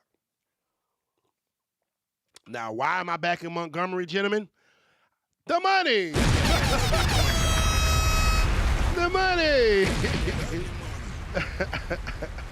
He said, how can he donate to me? I'm going to post a Cash App in a minute. So we doing a free bands takeover, right? The club is packed as fuck. Guap Tarantino this is when I started doing A&R work with free bands, y'all, if y'all not familiar. Guap Tarantino texts me and says, yo, me and Pluto about to pull up. I'm like, Pluto? He's like, yeah, I brought Future with me. So in my mind, I'm like, oh my God, nigga, they're about to bring Future. He had Future with him. So I'm like, yo, Future in this club is about to, nigga, I'm about to be the mayor of this city, nigga. To get a fucking surprise Future drop in this bitch. Yeah, that's gonna hit different. Listen, the nigga Guap Tarantino called me, say, yo, we about to pull up, be outside so you can tell us where to go. So I walk outside. The moment I get outside, Guap hits my phone. And as soon as he hits my phone, I hear pop, pop, pop, pop, pop. And niggas say, ah! And you see everybody start clearing out the motherfucking thing. I see this motherfucking Phantom pulling up in the club, right? Pulling up into the club. Niggas is trying to let him in. Pop, pop, pop, pop. Motherfuckers start running out the club, running out the club, running out the club. I'm like, oh, shit. Somebody got shot in the club. My girlfriend at the time is in there. I'm like, so I like, come on. Bro, I see this nigga. I see a whole group of niggas carrying a nigga out, bleeding out his fucking leg, leaking out his leg. He was alive, though. For sure. Future, but I see this nigga like leaking, right? Yeah. They pulling him, they walking him out the club, they carrying him out the club. Take him to the hospital, take him to the hospital. Future is in a Phantom with Guap Tarantino about to come into this fucking club, like trying to pull in. Them niggas, I just told them niggas keep going. Bought a Phantom because I always wanted one. Come on, man, that's a hell of a shit. But you still did some shit with Future beside. Come on now. Check me out. Come on now. These niggas, I just tell them niggas, run, just go, keep going. They just pulled off. Bro, I found out this nigga shot himself in the club. Nigga shot himself in the club, bro. Nigga shot himself in the club. Cheddar Bob. He Cheddar Bob in the club. Hit the Cheddar Bob in the club, bro. Hit the Cheddar Bob in the club, bro. You shot outside, nigga shot themselves. Bro, I sat there and said, man, do you understand? And I'm thinking to myself, I'm like, nigga, I was about to be the mayor of this city, nigga. Yeah. Like, this nigga Nietzsche done brought Future to the club, and we ain't had to pay $300. Yeah, shouts out to Montgomery, though. I don't want to go back to the club in Montgomery. Alabama get a little aggressive out there, motherfucker. Oh, yeah, no, they don't play out there. That shit. Them niggas like to shoot, though, in Alabama. Them niggas some shooting ass niggas, boy. The thing about, down south, our gun laws are a little bit different, a lot more lenient than the gun laws in the north states and you know what I mean? The Virginias, the New Yorks, so everything going up north a little more. They shit is kind of like minimum mandatory. Fire, you know what I'm saying? Fire you get. Yeah. Down south, nigga, certain place, you just go buy you some shit out of Walmart, like literally. You know what I'm saying? So have it on you. Yeah, you can have that motherfucker, you know what I'm saying? So I think that's what make down south where they just like open carry type. Yeah, that's one thing about like Georgia down south, everybody got a gun. For surely. Everybody be having it on. Out, and it's out too. It's out like it ain't no concealed shit. No. I ain't gonna cap when I first came, just going to the liquor store, nigga. I'm walking liquor store. Nigga walked in with his shit like nigga had some big dumb shit over his waist. I'm thinking this nigga security or he's somebody for somebody. No, this nigga just came up here to get a fifth. I'm like, hold up, what the fuck? What's going? Man, what the fuck is going on? Yeah. You know what I'm saying? So I had to get used to that. Yeah. Cause I seen that. I start clutching some shit. Like what we about to do? I ain't got nothing to do with shit. I'm just standing here looking. Yeah. I'm like, what the fuck? But then I'm like, okay, that's how they come. In Florida, you can't openly, I'm from Florida, those that don't know, you can't openly carry your shit. You we have concealed permit laws where you can have your shit on you, but your shit has to be put up. Like basically, I can't walk in here and you can see my gun. You know what I mean? Yeah. But here, that shit is open carry, nigga. Your shit could be just out, like in your pocket. Man. So I ain't gonna lie, that shit is so that's why the Alabamas, the Mississippis, the Georgia, the down south shit. Yeah. You know, cause that shit up north, they don't play that. Yeah, you can't bring a gun to New York if you want to. Nigga. You ain't leaving New York for a couple years. You feel? And that's even for the nigga. I don't even think they only want like police, security.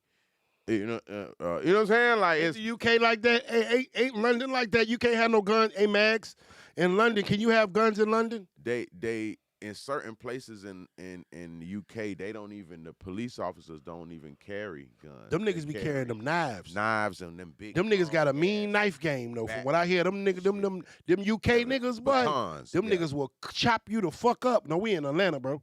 Them niggas will chop you the fuck up. No. You'll get cut over there for surely. They on time and don't get it twisted. Them niggas own what they own, but their gun violence is not as high as America. Like, bro, America's one of the most, when it comes to gun violence, just based off the proximity, the amount of space that we have. Yeah. Like, our gun violence, the rate compared to the people is fucking unbelievable, bro. Like, this shit is different. You know what I'm saying? Just on a whole, when you say all 50 states, everything put together, they like, say, yeah, UK got them shanks. Yeah, they will cut the shit of the nigga ass out there, though. For real. But I ain't gonna cap though. I went to the club over there. I ain't gonna lie. I had a fucking great time. I went there for a family reunion and met up with a bunch of my family and all went to the club and all. I ain't gonna lie. The food was good. I hung out. I had a good time. It was just, only part that was bad, I ain't gonna lie, it felt like it was raining all the fucking time. Bruh, I'm talking about, when I say rain, it just rain. And sometimes it won't even be that hard rain. It be, a little drizzle, but it do it for 10 hours fucking straight. Yeah, ridiculous. UK got straight, they would make you look like no crime. Dave Howe said if UK had the straps, they would make the United States look like no crime. Hey man, I'm so glad. $5 super chat. What they got going? Better to have it and not need it than to need it and not have it. Double down on that. Facts, GQB. Facts, GQB. Big old facts. All right, man, we're going to move forward, man. We got to talk about these delusional ass women.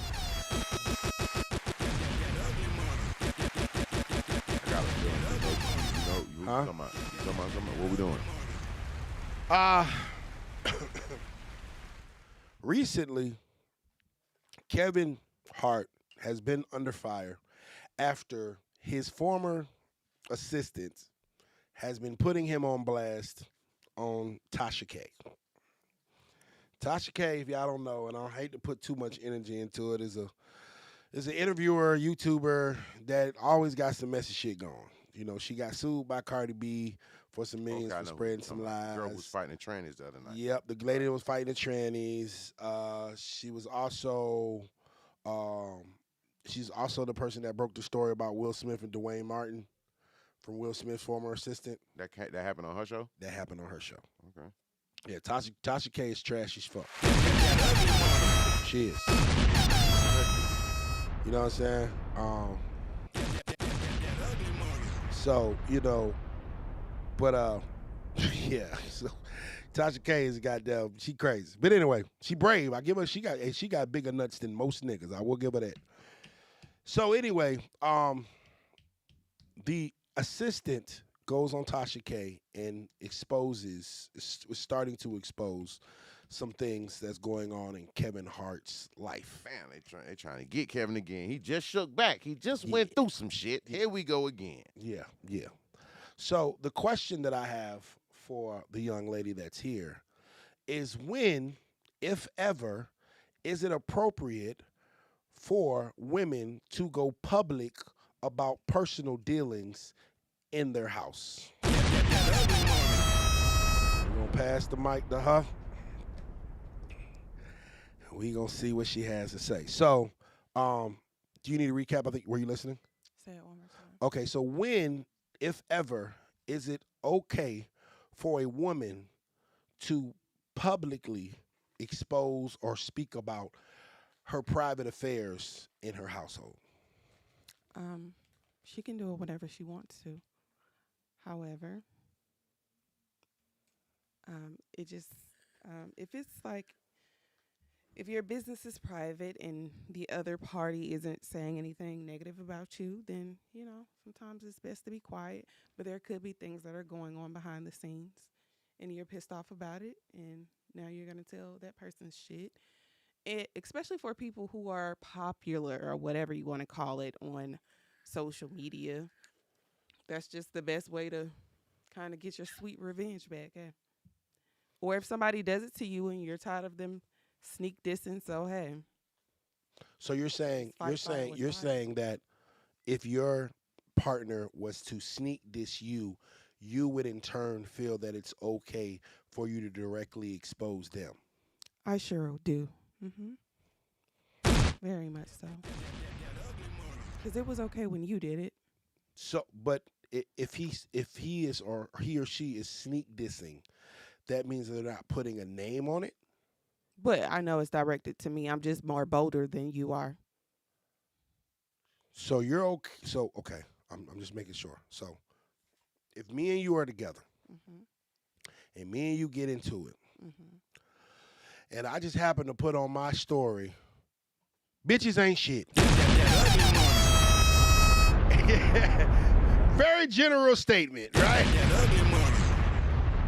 You're going to in turn take that as a shot to you directly and then turn around and tell everybody that I got lock extensions. So if we've had a good day and then you post something like that, I'm not going to say anything. But if we just got okay, go ahead. And you post something like that, I know that you meant that towards me. You just weren't bold enough to tag me in it. Is it bold enough or keeping it in? No, you're not keeping it in-house. You're saying it without saying it. Because you're going to have people, especially for people who have these cult followers or whatever, people who, love them so dearly. They're going to say negative things about their significant other online to get validation. So, though no one may not know. Validation for someone that nobody knows who he's talking about. Some people do because you've probably at some point had people around that individual or you've posted that individual. Now they know that you're directly throwing shots at whatever female or male that you're with. Period. And so you feel that then in turn it is time for you to expose his. I feel like I should be able to do it whenever I feel like it because you were bold enough to say whatever you had to say. You're going to be bold back in the fucking apartment.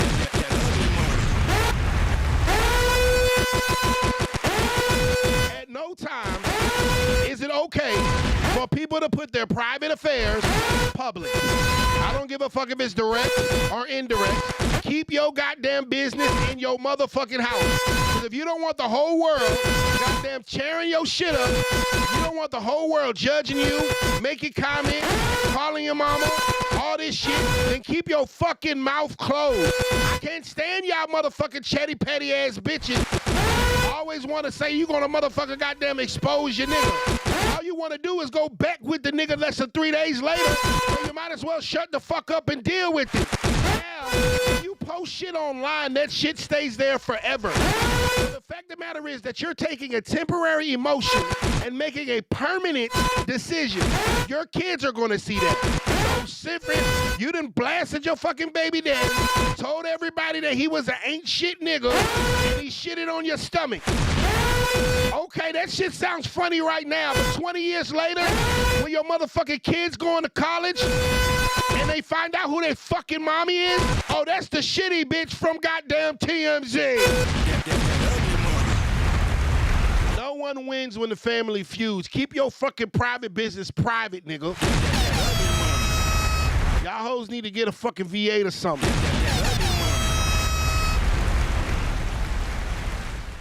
That's just my opinion. I feel like you can do your little sneak disses to a man back. Yes, you can. If he does it to you, then do it back. Oh, well. Secondly, I wouldn't go as far as to exposing my man too much if I'm still going to go back to him. However, when I'm done, hey, it is what it is. So you're in turn saying I ain't going back to you. Hold on. So you're in turn saying that if you were to break up with someone, or you and this guy were break up, you would turn around and then make your private affairs and private dealings with him public? I'm definitely saying that I may do that. It just depends on how we ended up. If you get on social media and you talk shit about me, she gonna end up at the apartment. And this is shit we talking about. This is why niggas gotta have bitches sign NDAs. Fellas, you gotta understand one thing about these women. They're not just about to walk away with nothing. You gotta pay hoes to break up with them bitches these days. The fact that you don't want this bitch no more is an act of violence to her. The fact that you wanted to upgrade on a hoe means that she wants to tear you down.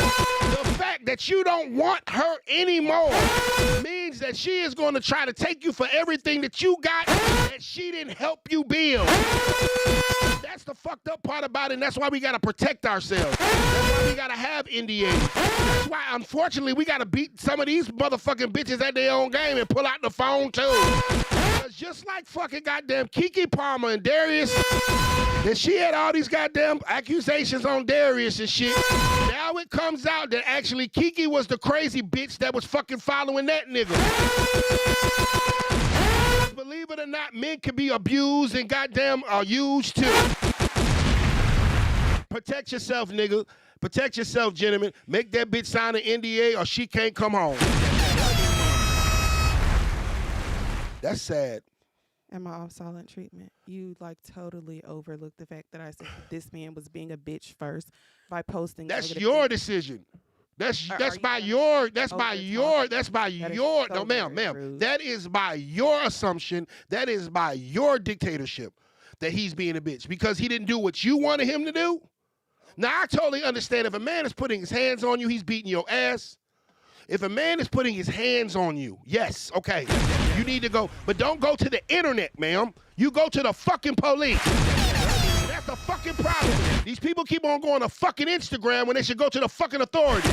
If someone is doing wrong by you, why the fuck are you uploading a fucking video and not heading down to the police station? If you want some vengeance, if you want some justice, then goddamn go get the nigga locked up if he's abusing you.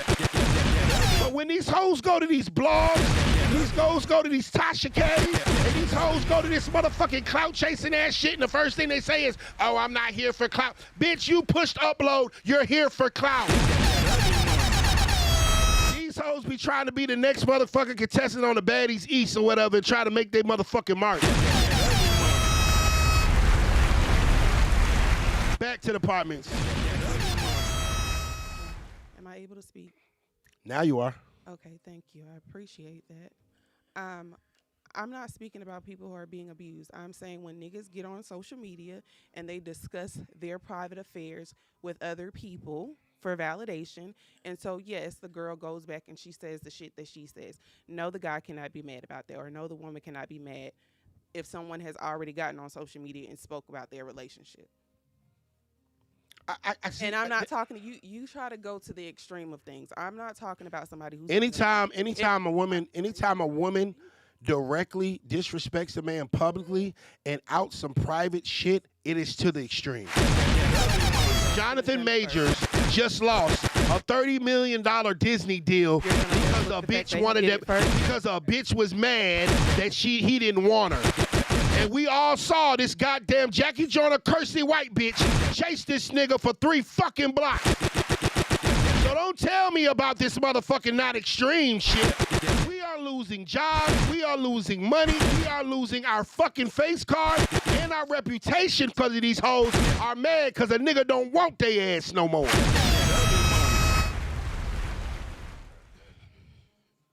I'm not talking about that. Okay, what you talking about? I'm talking about the bitch ass niggas who get on here and talk about their private affairs as well. And they cover it up. Can you let me I'm listening. speak? I'm listening. Because you're always over talking. Go. I'm not over talking you, ma'am. You talk are. quicker. I don't talk fast. Go ahead. Now, I'm speaking about guys who get on social media and they discuss their private affairs with other people. No, the people may not know the exact name of that individual that they're speaking about, but if you speak about an exact situation that you had with your significant other, with others on social media, she's going to know it's directed to her. So regardless of what someone else knows, she knows that your bitch ass got on social media and talked shit about her for validation from other people without even telling the fucked up shit that you did. You may talk about it briefly. Oh yeah, I did some fucked up shit, but you're not going into detail the fucked up shit that you put that girl through. So now when it's over and she's done with your shit, now fuck it, I'm gonna air it out too, and that's that. So if you guys don't like it, then treat people better. Shit, what she said. And fellas, that's why we gotta protect ourselves. And ladies, do not be offended because someone tells you to go back to the apartment. Just be grateful that you have an apartment to go back to. The luxury apartment. I don't think that a man, this is just my personal opinion, if a man says something fly online, quote unquote sneak this, he doesn't put a young lady's name on it. Mm-hmm. He doesn't specific, like how you just say, boy, bitches ain't shit. Yeah. You know, that's a Snoop song. That's a whole lyric from a... She's not going to lose her job because a nigga said bitches ain't shit. Now, exactly. If you fuck around and say, Biz, this nigga been fucking choking me and he ain't, and it's like, whoa, bitch, wait a minute. I got online and said bitches ain't shit. Domestic abuse and violence, bitch. What are we talking about right here? Exactly. So I think that we do, I think women have a bigger responsibility just because their word is valued more when it comes to domestic especially with black men. Abuse. For a man, he could say he's been abused, whatever. Niggas might really laugh. Like, people might laugh literally and be like, look at this bitch ass nigga. You know what I'm saying? Like, talking about she did that to him.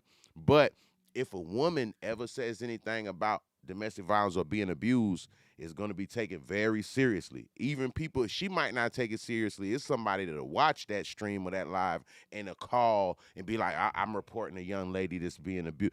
It's different. So, we got to be cute. Women, we have to be, that's something y'all do have a little bit more power and control over when it comes to like that. Y'all got to be mindful because your word is like gold when it comes to that. Because, at the end of the day, if a man sneak disses a girl, she is not going to lose her job. She's not going to lose custody of her kids. She's not going to lose her reputation because nobody knows who this fucking man is talking about, and he probably wasn't even thinking about her ass. But if you go and you go online and verbally, directly make accusations or just exposure culture to somebody, that is putting their livelihood in jeopardy. And you better be prepared. And see, a lot of women don't understand this, though, because you see, Cassie did that shit, and she's been very quiet. What everybody doesn't see is the dark side to her exposing shit. Because now she got to walk with her head on a swivel. Because now half of the world hates that bitch. She will never have a bright career and be able to do anything in the entertainment industry after this because everybody's going to walk on eggshells because that bitch told the church's business. Now, I'm not saying that she was not right for getting some kind of retribution. But what I'm saying is anytime that you take a private matter and make it public, it's never going to go as good as you think it is. Because just like you're going to have people, ladies, you're going to have people that are going to side with you. Those same people will turn around and be in your nigga DM talking about, ooh, what you did to that bitch? You must have dicked her down great. I've seen it happen. Go ahead, ma'am. You can't tell people how to get their revenge. So when Revenge? when you made your Revenge on the bitches ain't shit?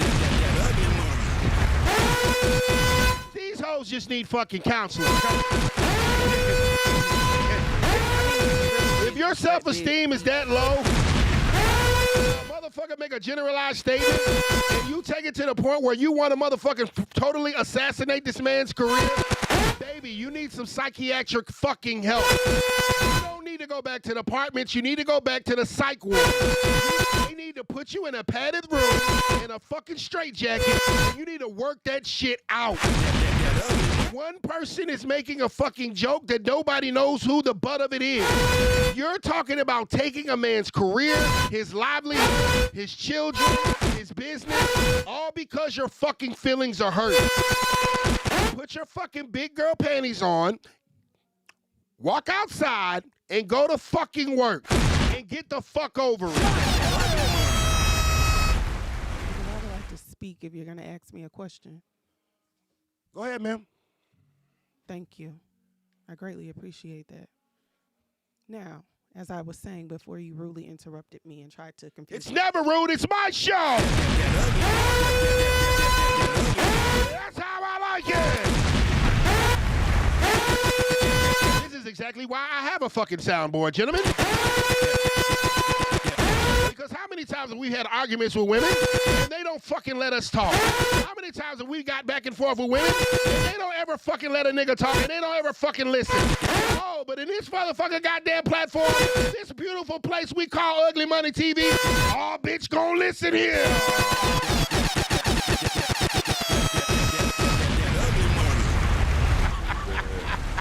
You know what though, but this what I think the conversations are well needed because I feel like, you know, the DMs lately that I've been getting, and I harp on this because I'm starting to see it more.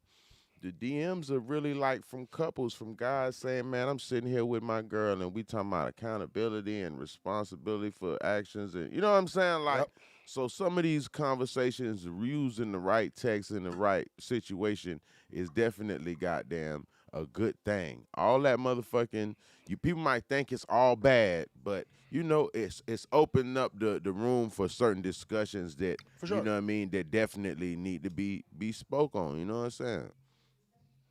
Facts. Now, there's a lot of hard conversations that need to be had, right? You know what I'm saying? I am not one for men being able to hide their accountability. Nigga, if you fucked up, man up, say you fucked up, deal with the consequences, right? Period. I am only an advocate when, like in a Jonathan Majors situation. That was crazy, bro. Where I feel bad for that there guy. is film showing that this woman is assaulting him, that this woman he is trying to distance himself from the problem. Trying is a key word. She was hawking that boy down. That boy, she was, hey, Rebecca had a little step on her. She was moving and grooving. He runs away 3.5 blocks to try to get away from this woman, and she chased him. In turn, this misdemeanor, not a felony, a misdemeanor case, goes the distance of court and trial, and it has caused a black man to lose a life-changing role. For what, bitch? Because a nigga don't want you no more. Because a nigga went to another bitch. Because you hurt. Hurt people hurt people. If you hurt, ho, go to the fucking clinic. Talk to the doctor, the psychiatrist, or whoever else the fuck you need to do to handle that shit, your spiritual advisor, your motherfucking or whatever the fuck, and work that shit out. But goddamn, sitting there and making these weird-ass allegations and false allegations and making shit worse than what it is, that shit is lame as shit. And I pray these niggas got sisters and aunties and goddamn older daughters to beat y'all bitches' ass. I pray they drag y'all hoes in the street for that false accusation shit. Because unfortunately, the way the goddamn world works, that a black man is guilty until proven innocent. Listen, man, I think that right now that exposed culture for a lot of women, I think it's bad. I like you say, we never talk about a nigga not being held accountable for doing wrong. Yeah. But I feel like at this point in time, right now, we are at the peak of the money grab for females and this sexual assault shit. You know what I'm saying? And that doesn't mean when I say that we downplaying women that been through this, these things. But what happens when you make these false accusations, women that really deserve these services and really need people to be checking into their case, they're going to get put on the back burner for you bitches that's trying to goddamn get your money up. You know, so you want us to take your allegations serious, but you went straight to the civil court and didn't try to get no straightening or take nobody to jail or hold nobody accountable for it. But you want us to be more hold them more accountable for the shit than you are. You not even holding them accountable for the shit. You trying to figure out, well, how much money can I get out of this situation? But you want us as the public to look at this shit and be like, oh, we should hold him accountable. That shit don't make no sense. You don't even want to hold him accountable. Bitch, you broke. Bitch, you broke. He moved on, and you mad. Yo, that shit crazy. I really do think so. Anytime somebody files a civil suit, they are not looking for justice. They are looking for a payday. That's what it is. You are looking for some money. Period.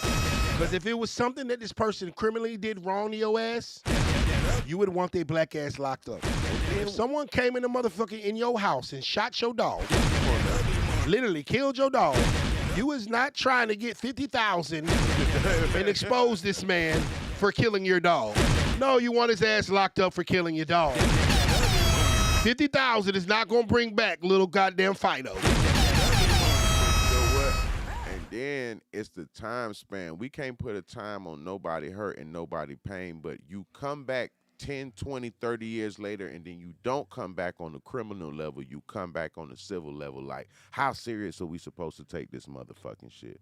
First you telling me you just want the money, and now the second thing you telling me is this shit happened 23 years ago. So it's like, hold up, bitch, what the fuck you got going on right now? It has to be some kind of statutes of limitations. And gentlemen, this is where we as men have to really start looking into who we are voting in these offices.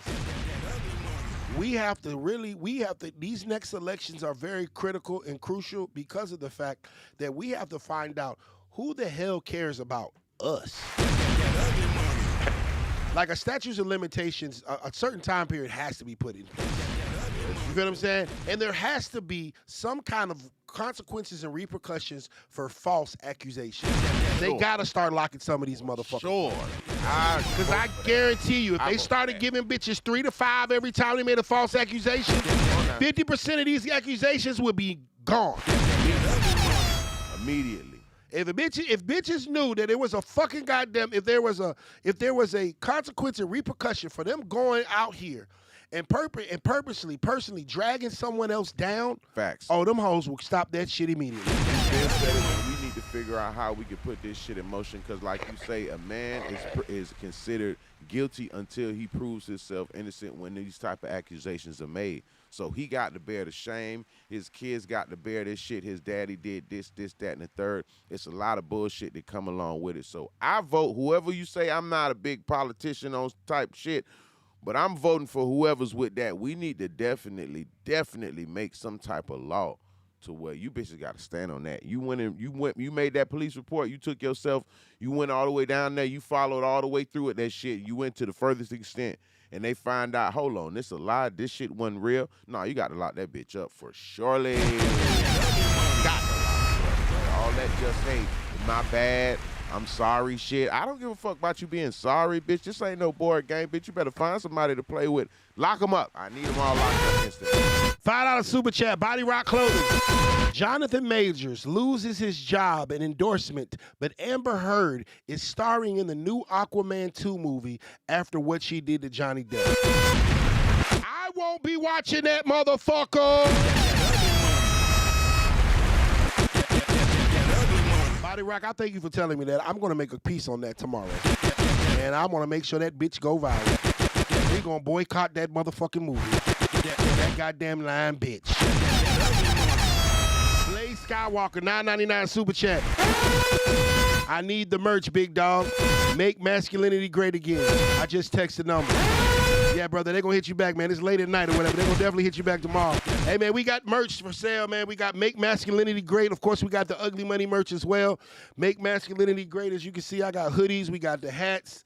We got the track suits, the sweatsuits, and everything like that. We got back. Hold on.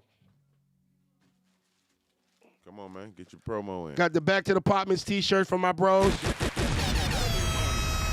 All y'all got to do to get merch is text #merch to 470-338-7139.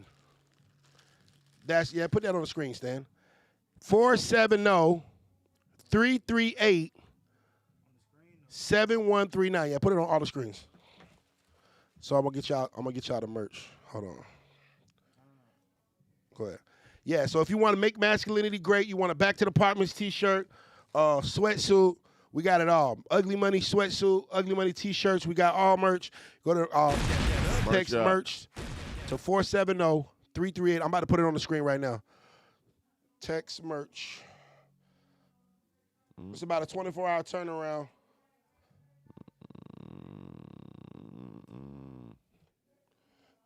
To 470-338-7139 to get your ugly money.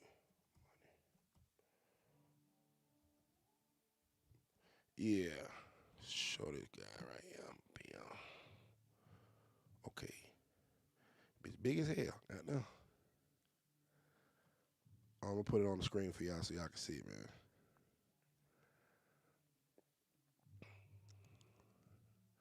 Why the fucking font don't look as good as the other one? It's cool. That's just, well, you handle that. I don't know how to do this shit. Yeah, that's the number right there, 470-338-7139 for anyone that wants to get some Ugly Money merch. I cut all the sceneries where Amber wasn't going to because another $100 million in reshoots.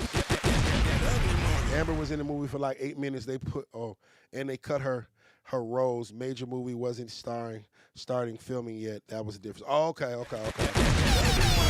Okay, they cut all her scenes where Amber wasn't going to cause $100 million in reshoots.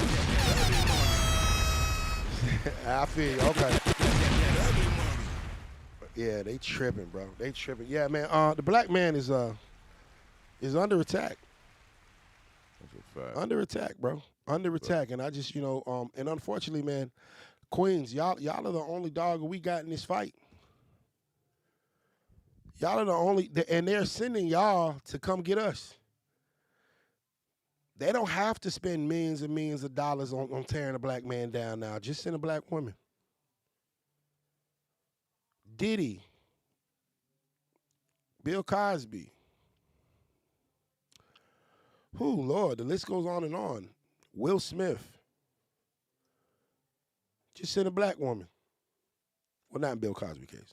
But Will Smith, Diddy, send a black woman. She'll take him out. You got a problem with a black man, send a black woman. She'll take him out. Tory Lanez. Facts. And at some point in time, I wish our queens would wake up to the fact that this is all a part of a plan. This is all part of a bigger scheme to, one, demasculinize the black man and to leave our black queens unprotected. So when we off the board, them niggas can do whatever the fuck they want to do to y'all. Ladies. Kevin Hart. Yeah, that assistant for Kevin Hart, she's out of bounds. I don't give a good goddamn. Nobody cares about what you talking about. Tasha K. You're trying to tear down that, and I was seeing a little piece about it. That and then put that on there.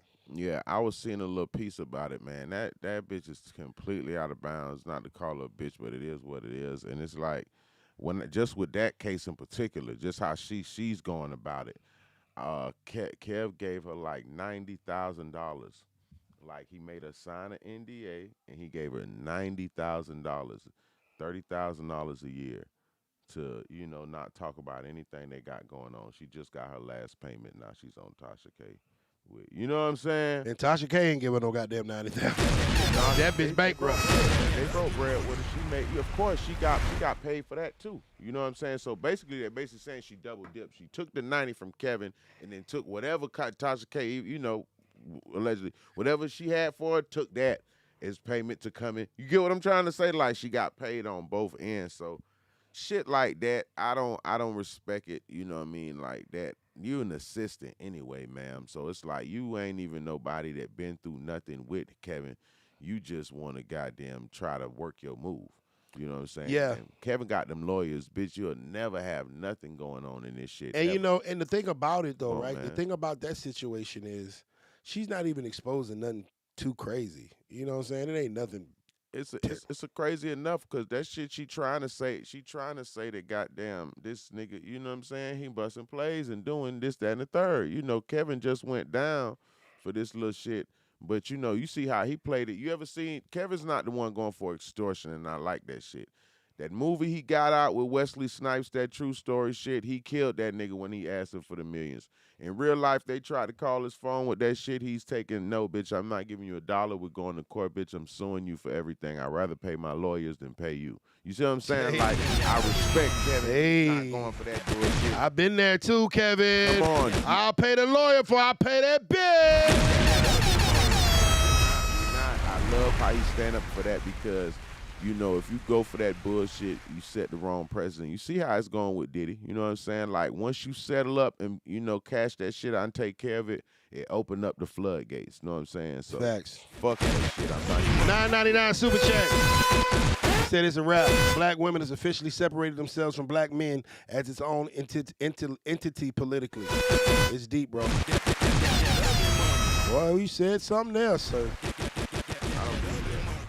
I don't know. I understand what you're saying, bro. Nah, you gotta think about this shit, bro. Because I can't make exceptions, examples. These little random ass bitches that's out here. We got more good black women than these little regular ass little bitches that's running around here doing this shit that they But doing. these raggedy ass bitches is the ones that's tearing everybody down. I give you that.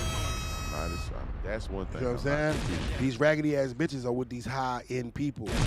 Think about it, bro. Who does black men gotta look up to anymore, bro? As soon as we get a nigga that actually we can look up to, they gonna tear him down. Yeah. Right? As soon as we got, oh man, nigga, shit, that's black excellence. We get to salute the man. We see a black man become a billionaire, and you can tear that nigga down. Yeah, you can tear that nigga down in a matter of hours. You can tear down 30 years of greatness in a matter of hours. They told Diddy ass down 30 years of greatness. He's a billionaire. They tore him down in a matter of hours. That's crazy. You know what, though? It's always a calm before the storm. And I know a nigga like Diddy, if he put all this shit together and made all this shit happen, nigga like him ain't doing nothing but taking names and laying back in the cut right now. Everybody that flipped the script, everybody that had funny jokes, everybody that, because that shit gonna shake back, because like we say, none of this shit is criminal. None of y'all are threatening to do anything other than get some motherfucking money from a nigga. You feel what I'm saying? So niggas gonna shake back. And whenever a nigga shake back, Diddy need to come out with a song called Freak Off, bro. He need to remix the Missy Elliott, Get Your Freak On, and put the It's a Freak Off on, get the freak off, right? Then he be like, I ain't take no pussy, but that bitch took a check. Hey, you know what? Bam, drop that bitch, put $2 million of marketing, everybody, and put a little baby on that bitch, and that bitch going up. You know what? It's over with. You think so? Wait, would you have one of your artists now be on that record if they say, hey, I want to put China Monet, Yellow? Most definitely. I want to put on. Most definitely. Because see, this is the thing. Diddy didn't do anything criminal. I truly believe. Do I believe that Diddy did all that freaky shit? For sure. But you got to understand why these guys are getting dragged. You're getting dragged because he a freak. You getting dragged because you broke up with a chick. You getting dragged because you fired somebody. These men are not doing anything wrong. Yeah. You feel what I'm saying? Yeah. By criminal standards, they're not doing anything wrong. Okay, nigga, this nigga like to toss his bitch up every now and then. Okay, that's what he into. And the bitch consented, then where's the fucking foul? Yeah, that bitch, nigga, they ain't tie her that bitch up and handcuff that bitch and make us goddamn take the dick for 10 years straight. Get out of here.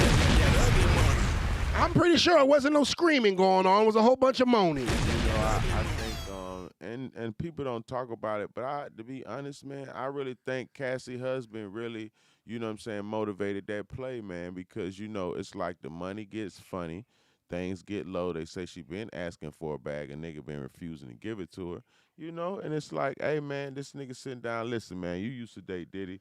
I know we could. All right, we got a phone call, man. We got a phone call. Hey, man, you're live on Ugly Money Podcast. Who I'm speaking with? Man, it's Ray, man. I'm in Decatur, Georgia, big dog. East Side Zone 6. What's happening? Man, I'm cool, man. Man, I got a question, man. I just want to know your thoughts. Yes, you sir. and Biz.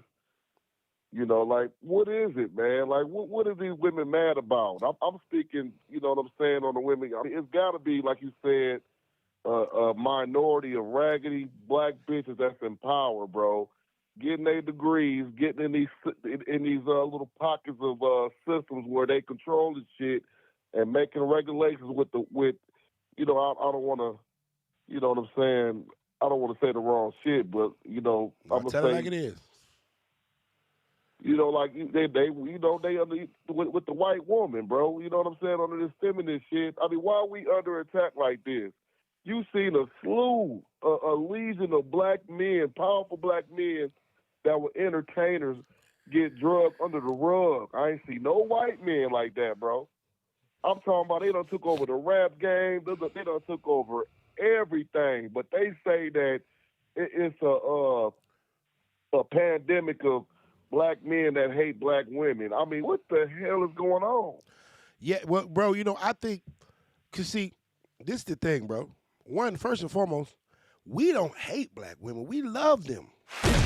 That's why we here. Because we want them to work with us and stop working against us. What I think has happened, bro, is I think that the man, I'll use that term, the man has gotten into our queen's ears.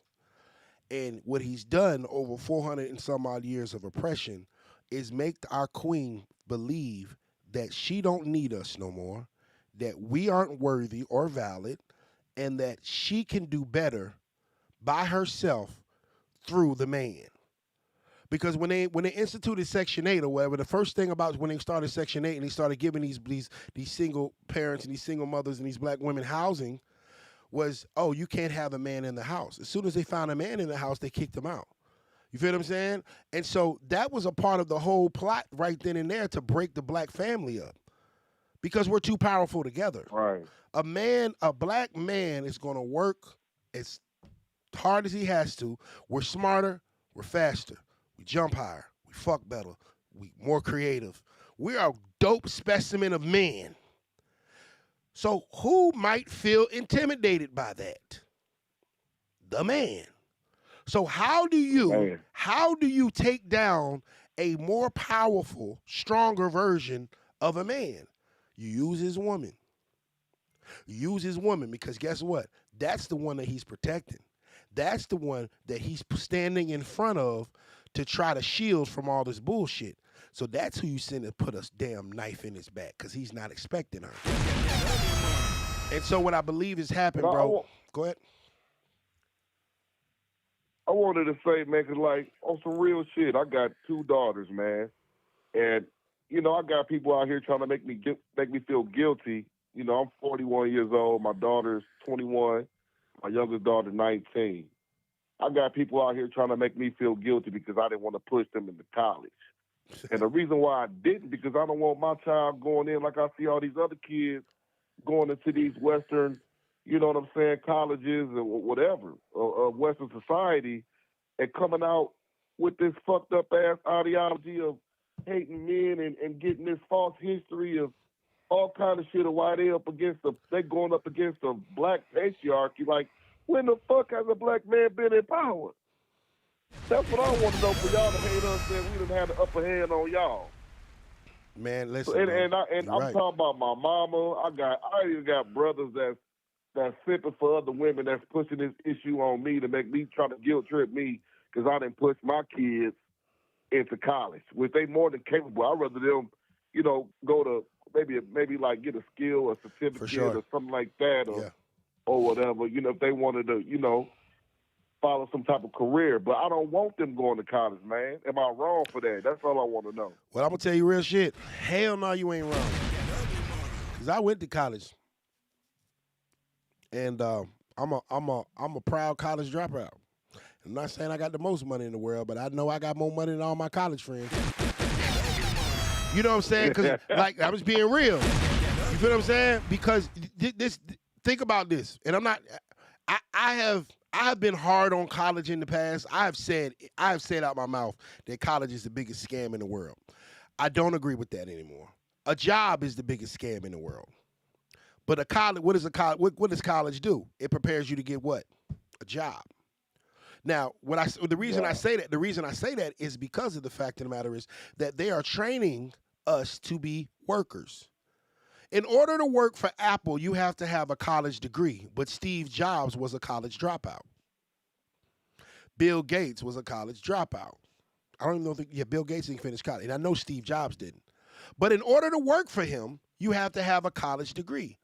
Well, what do you want to raise? Somebody that works at Apple or somebody that owns Apple? I'd rather my kid be the person that owns Apple. And so that's my problem with college. Is the fact of the matter is that one, it's high risk, low reward. So you're going to spend 4 years or 5 for most of us. You're going to spend X amount of dollars, tens of thousands of dollars, to get a piece of paper. Hold on. A piece of paper that says that you're certified to do this thing. Biz goes to college for 4 years. He spends $50,000, takes 4 years of his life to get a piece of paper that says, hey, I am certified to do graphics. I go on YouTube, watch YouTube videos for 2 months straight, and immerse myself in the training of it, and I do graphics better than him. Who's going to get the job? If his graphics look like shit and my graphics look like dope, I am. So who got scammed? Whoa. This nigga just spent 4 years and $50,000 on a skill that if I can do better, I'm still going to get the job. So then in turn, guess what happens? I start my graphic design company and I hire Biz. I become a multimillionaire. You're going to get about 28 a year. And that's why I'm not saying that. Now, given if it's something like doctors, lawyers, something that you actually have to go to school for and get training, yeah, I understand that. But when it comes to STEM, when it comes the arts, bullshit. A lot of these different schools, a lot of these different subjects, man, they're scam because it gives them no leg up for real. I was a music performance major in college. If this nigga can play drums better than I can, no matter if I got a college degree or not, this nigga getting the job. And I learned that when a kid that dropped out of high school beat me out of a fucking job. I'm like, what the fuck am I going to school for this shit for? This kid can't even read, but he can hit them drums. You know what I'm saying? So, bro, I don't think you're wrong. I think that I think you're preparing your kids for thinking, because college doesn't teach them to think. It just teaches them to do what they're told. And we have to encourage our kids to be creative. We have to encourage our kids open and free thinking. And I think that's what you're doing, brother. Salute to you for it. Yeah, and whatever you're doing is you can be comfortable in you doing that because you've been looking out for your daughters and you've been having the best best mind and putting the best foot forward for them. Raised as by far myself. as you just being a parent, man, they just people gotta fall back, and you just standing on your business, and they gotta relax and let you run your program. You've been doing it, so there's no need to question it. Now, don't even worry to that outside ear, because they ain't been there and they not gonna be there. That's a fact.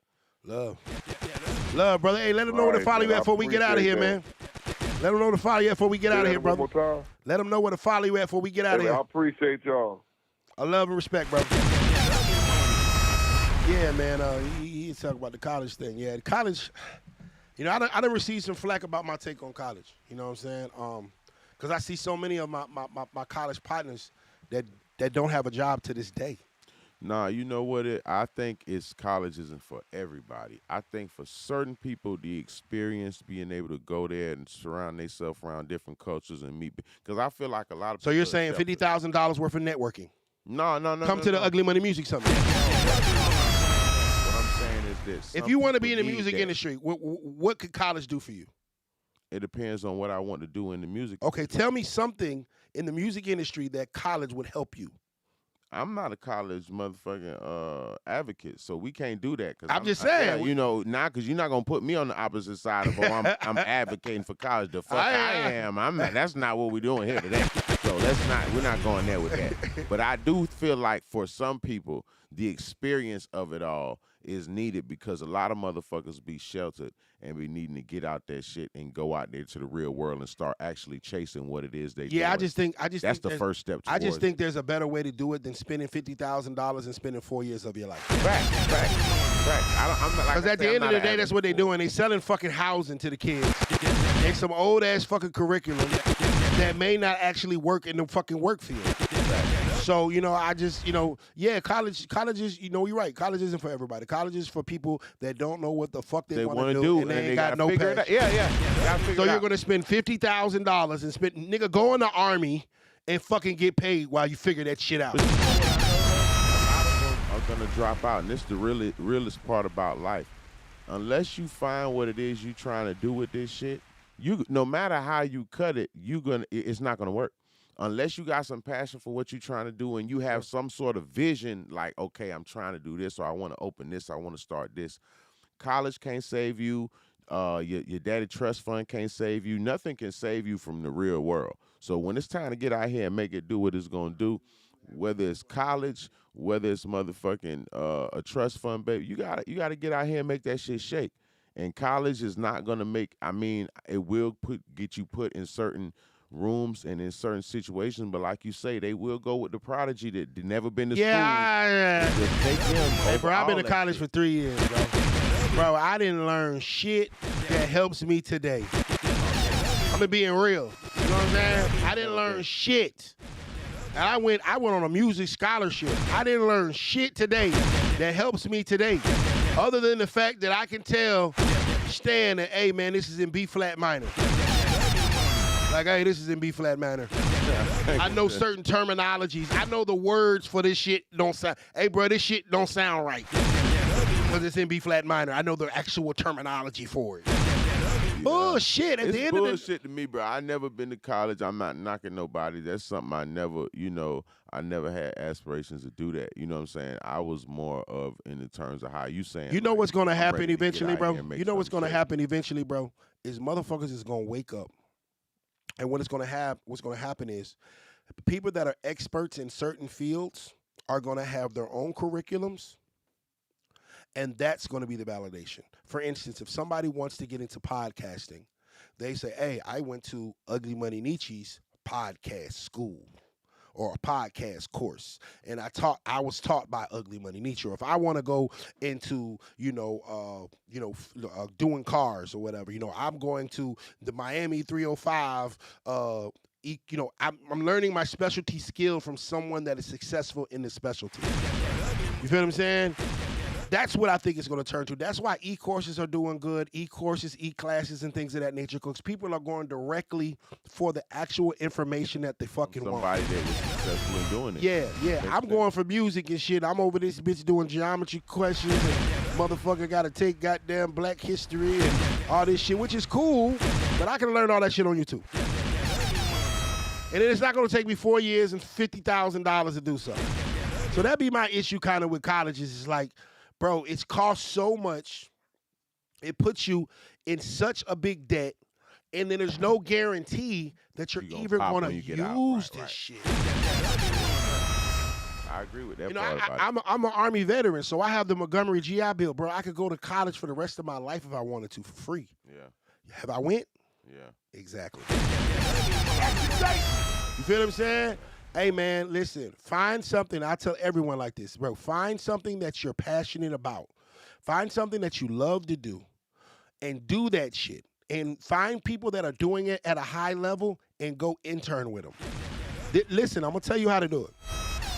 Find something that you love to do. Say, for instance, you love to make clothes. You want to be a fashion designer.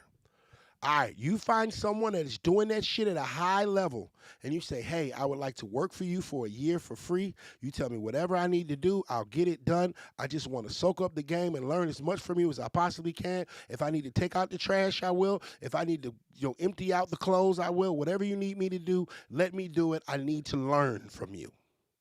That didn't cost you $50,000, and that didn't cost you 4 years of your life. Now what? Check this out. Not only by the time that you finish with interning with that person for 6 months, that you're probably going to have more connections in that industry than you would have had going to a 4-year university.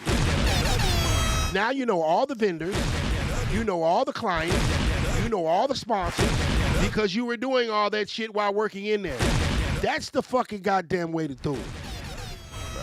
Unless you're going to be a doctor, a lawyer, because, and see, the lawyer is smart because realistically, we could all just study law and defend ourselves in this shit, but they make it so you got to have, you got to pass the bar exam to be able to represent other people. You know what I'm saying? That's what you do. So you got to go get that certification to be able to do it. But like certain jobs that you have to have a degree for, outside of them, man, college some bullshit. I hate to say it. I hate to say it like that. Oh yeah, I've never been a big fan of it. I respect, those that chose to, go whatever. And I personally, I don't think I'm gonna push my kids to college, but I don't think I'm gonna tell them don't go. Yeah, no, for sure. I wanna just support whatever it is they doing on that type of tip. But for me personally, in my personal life, college ain't do nothing, man. And I've been able to do a lot of different things in my life that I'm blessed to have been done. And yeah, it's our job as parents to support whatever our kids want to do. If my daughters want to go to college, well, by all means, hey, we go, and I'm gonna be proud of them going. Yeah, for sure. But I won't be mad if they don't go. I won't be upset about that. But at all. don't sit here and try to figure out life or what you're passionate about on my dime for 4 years and $50,000-$60,000. No, if you go into college, you better know what the fuck you want to get into. I remember when people would go to college and they would have the what is it called, the undecided fucking what's your major? Undecided. Then why the fuck are you spending your money in this bitch? Why don't you go home for free until you fucking figure out what the fuck you want to do? That's the stupidest shit in the world. You are giving these people, y'all gotta understand that this shit is business. College is selling y'all goddamn 40-year-old e-courses. And you're saying top dollar, and you got a motherfucking rented apartment from them, pay them for the food, from them, the books, from them. So they double backing on your ass 3 and 4 times, boy, they done tow your ass up. Now you're staying in this ecosystem that they control. All the money goes to them. Same situation with athletes. All the money goes to them. And they give you a piece of paper.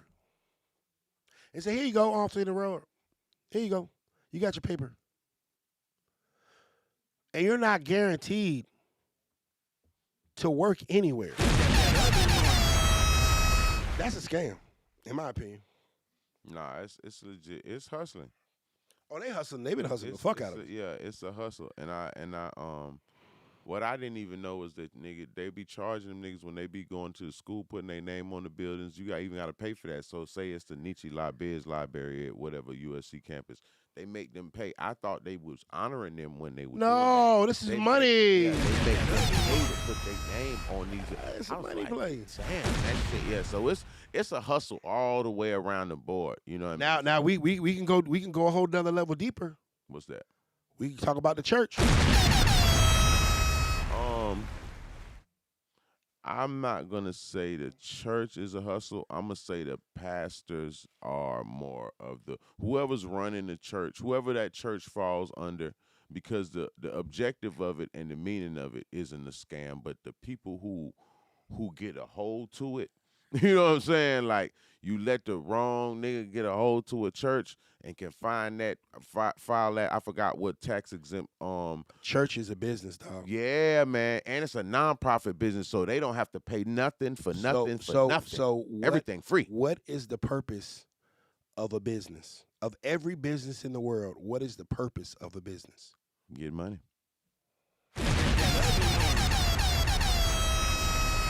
A lot of churches just selling hope, dog. They gonna give you a motivational preachers. They're motivational speakers. They're gonna give you a motivational word. They're gonna entertain you. They're gonna give you a concert. The choir is there for free, so it's free entertainment. The pastors are gonna give you a motivational word, and what they gonna do? They gonna pass that goddamn plate around, and then they gonna make you feel terrible for not giving 10% of everything you've earned to God. Not to them, to God. Yeah. What that sound like, bro? That sounds like getting money. That sounds like a nonprofit organization getting money. Check me out. You know what I'm about? Check me out now. Check me out. I don't want to get myself in trouble. All right. This is the offering plate. Right? Mm-hmm. Biz, you are now at Ugly Money Church. 10%. You need to give your tithes to God. Yeah. I'm gonna put it in my pocket. Right. Because I'm the vessel. Right.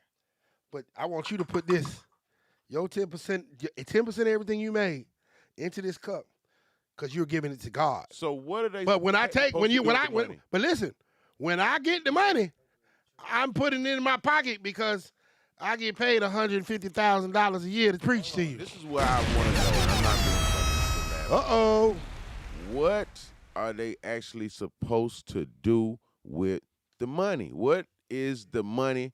Okay, I know they got to keep the building, but I feel like the church gets built, so they ain't paying no rent. It's a nonprofit thing. They're not paying anything. So there's really no bills other than maybe electricity. Yeah, electricity. So, what a church is supposed to do. Okay, yeah. Tell me what it's supposed to do with the money. It's supposed to take care of its members. If someone is coming on hard time, the missionary, what do you call it? The missionary reverend, not the reverend, but the missionary group. They're supposed to go out into the community, help feed the community, help build the community. They're supposed to do, it's a lot similar to what gangs are supposed to do. You think I'm playing, but it's dead ass serious. Think about it. Think about it. That's the mission statement, right? They're supposed to go out to the community, give back to the community, take care of its members, right? Give little JoJo some college money if he's going to college. They're supposed to do all those things. I don't know, churches really do and I don't want to talk past. There you go. All that shit, bro. And that's one thing, because now, and just the shit too, now these new churches, nigga, they got churches that look like the mall, like big dumb shit. They be charging for parking. Yeah, like big dumb churches. So nigga, with all type of stained glass windows and something yeah. No, it depends what church you go to. All them TD Jakes, them Joel, is it Austin or Oystein, whatever his name? Yeah, those Miss type Strawberry of churches. 2002 says, sure. Make sure we read some of the comments too. Maintenance of the building, bills, ministry, feed the people, help those on hard times, and take care of the members. Yep. That's what they supposed to do. I don't see them doing that with that money. For real, bro. I'm just being honest. I don't. Church been there for 60 years. The motherfucker was still that They bitch. got AC in that motherfucker. They still got big fans in the back, blowing fans from the front to the. You know what I'm saying? So I don't understand. So you right to me. I feel like because it is a scam because once you can file it, it is because once you can file it as a nonprofit organization, bro, that business or that church or whatever becomes tax exempt from everything now. So they're allowed to do certain free things. money. Yes, they get money and they don't have to pay any money on their money. You know what I'm saying? So if you gotta, let's do it like the club now. Let's do it like the club. You got a congregation of 500 people on Sunday, right? Yeah. And everybody gave $10 in the congregation for offering. What is that? How much is that, Stan? Hold on. 5,000. Right? 500 people gave $10. That's $5,000, right? Am I right? All right, bam. Now, out of those 500 people that are there, 100 of those people are church members. And when you're a church member, they say that you're supposed to do something called tithes, which is 10% of your earnings. So if I made $100,000 last year, I gave them $10,000. Now, if we have 100 people giving this church $10,000, how much is that, Stan? Somebody get the count. I can't even add that up. So, honey, you said 10,000. 100 people with 10,000. Oh, 100 people. Okay. I'm sorry. 100 people giving 10. We doing that's $1 million work. That's $1 million. $1 million work. So that's $1 million off tithes. This is 100 member. This is why churches work. It's a hustle. Yeah. You got 100 member church membership. They're all paying $10,000 a year. Now, every Sunday, everybody gives $10 to the offering plate.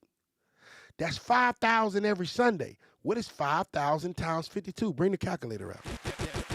Hold on, let's count the church money. Now let's count the church money. How much is it? I ain't counting. Get my likes up, because I'm saying some real shit tonight that you probably ain't going to hear nowhere else. How much? $260,000 in offerings. That's not mentioning, hold on, sir. That's not mentioning Bible study. That's not mentioning revival. That's not mentioning. So that's $1,260,000 that this church makes of having 100 members. The church that you went to that probably had 100 members, did you see them spend $1.2 million in the community? Hell yeah. They ain't gonna do that. They're not gonna do that. I've never seen it done.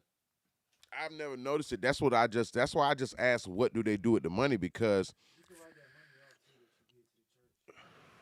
for sure, because it's a tax write-off. That whole setup is a tax write-off. So that's what I'm trying to say. They're not paying for the building, and all the money that comes in, they don't have to pay taxes on it. So it's like, oh, he says, hold on, and don't forget they get government funding to a degree. Yeah, they get grants, not loans. So this is the thing. Am I saying that churches are scams? No, churches are businesses. Yeah. They are selling hope, faith. They're selling inspiration. Yeah. One could say that ugly money is a church. It's just not religious. Right. You feel what I'm saying? And that's where I have a problem with subscribing to certain things because of the fact that it's like, well, damn. Well, I see y'all getting the money, but where the money going? Facts. That's what niggas be wanting to, you know, even when I was young, you know what I'm saying, and going to church and they passing around the plate, and I remember, like, you know what I mean? Sometimes they pass around that bitch 2 or 3 times. Oh, ain't no sometimes. It's coming around 2 or 3 times. Ain't no sometimes. This plate ain't coming around one time. It's coming around a few times. So, yeah, I kind of used to even peep that. You know what I'm saying? As a jit, be like, man, what?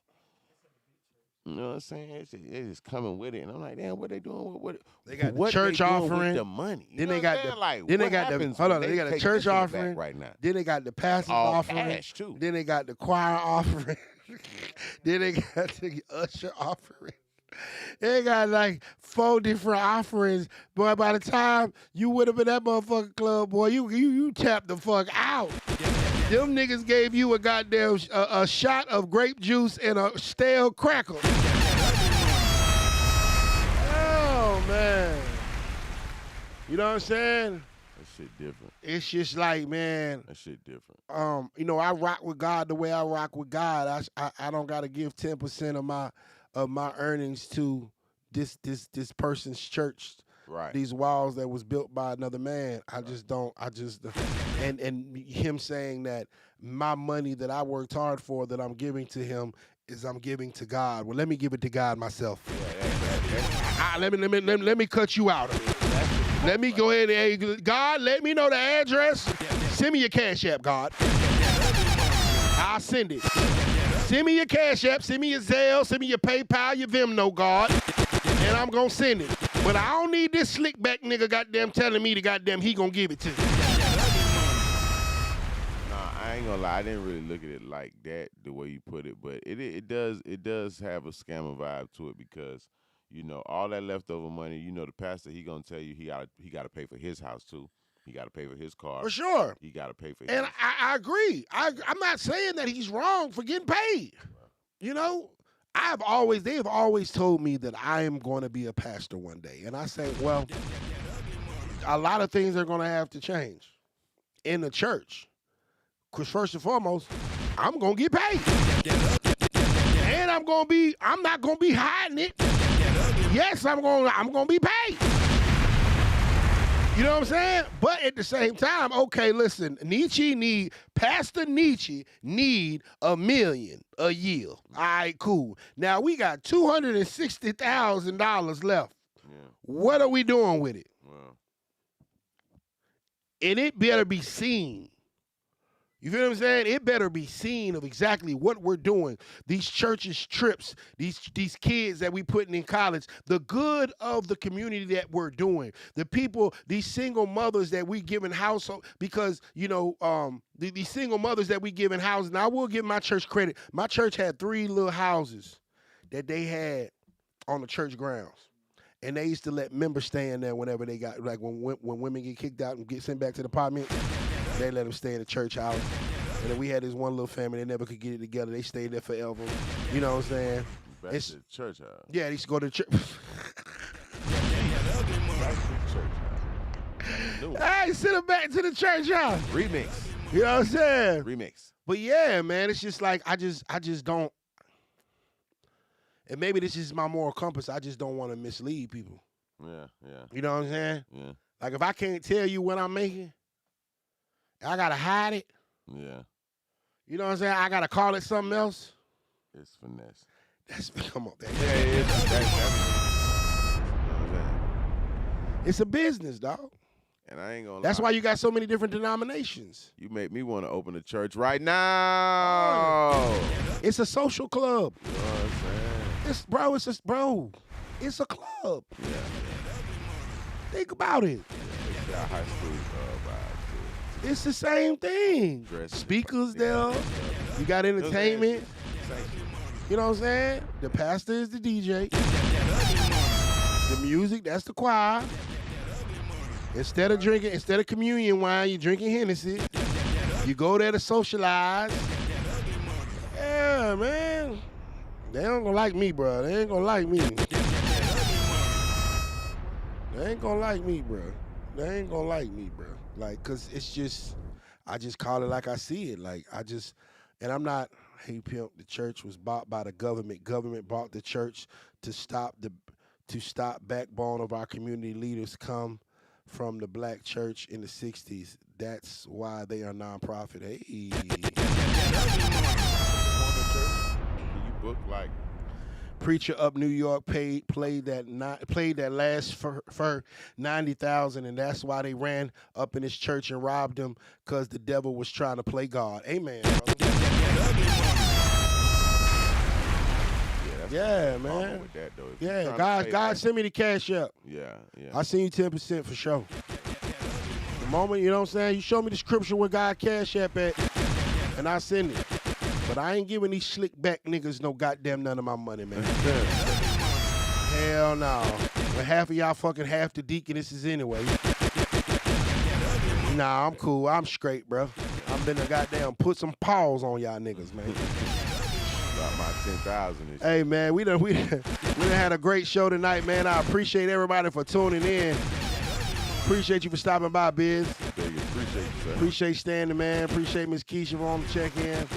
Hey, remember, man, if you want to get your merch, man, go ahead and text the merch line. Text #merch to 470-338-7139. Get your masculinity. Make masculinity great again. We got hoodies, hats, sweatsuits. We even got jackets now. Ugly Money, Back to the Apartments, whatever ones you want, we got it. Just text #merch to that.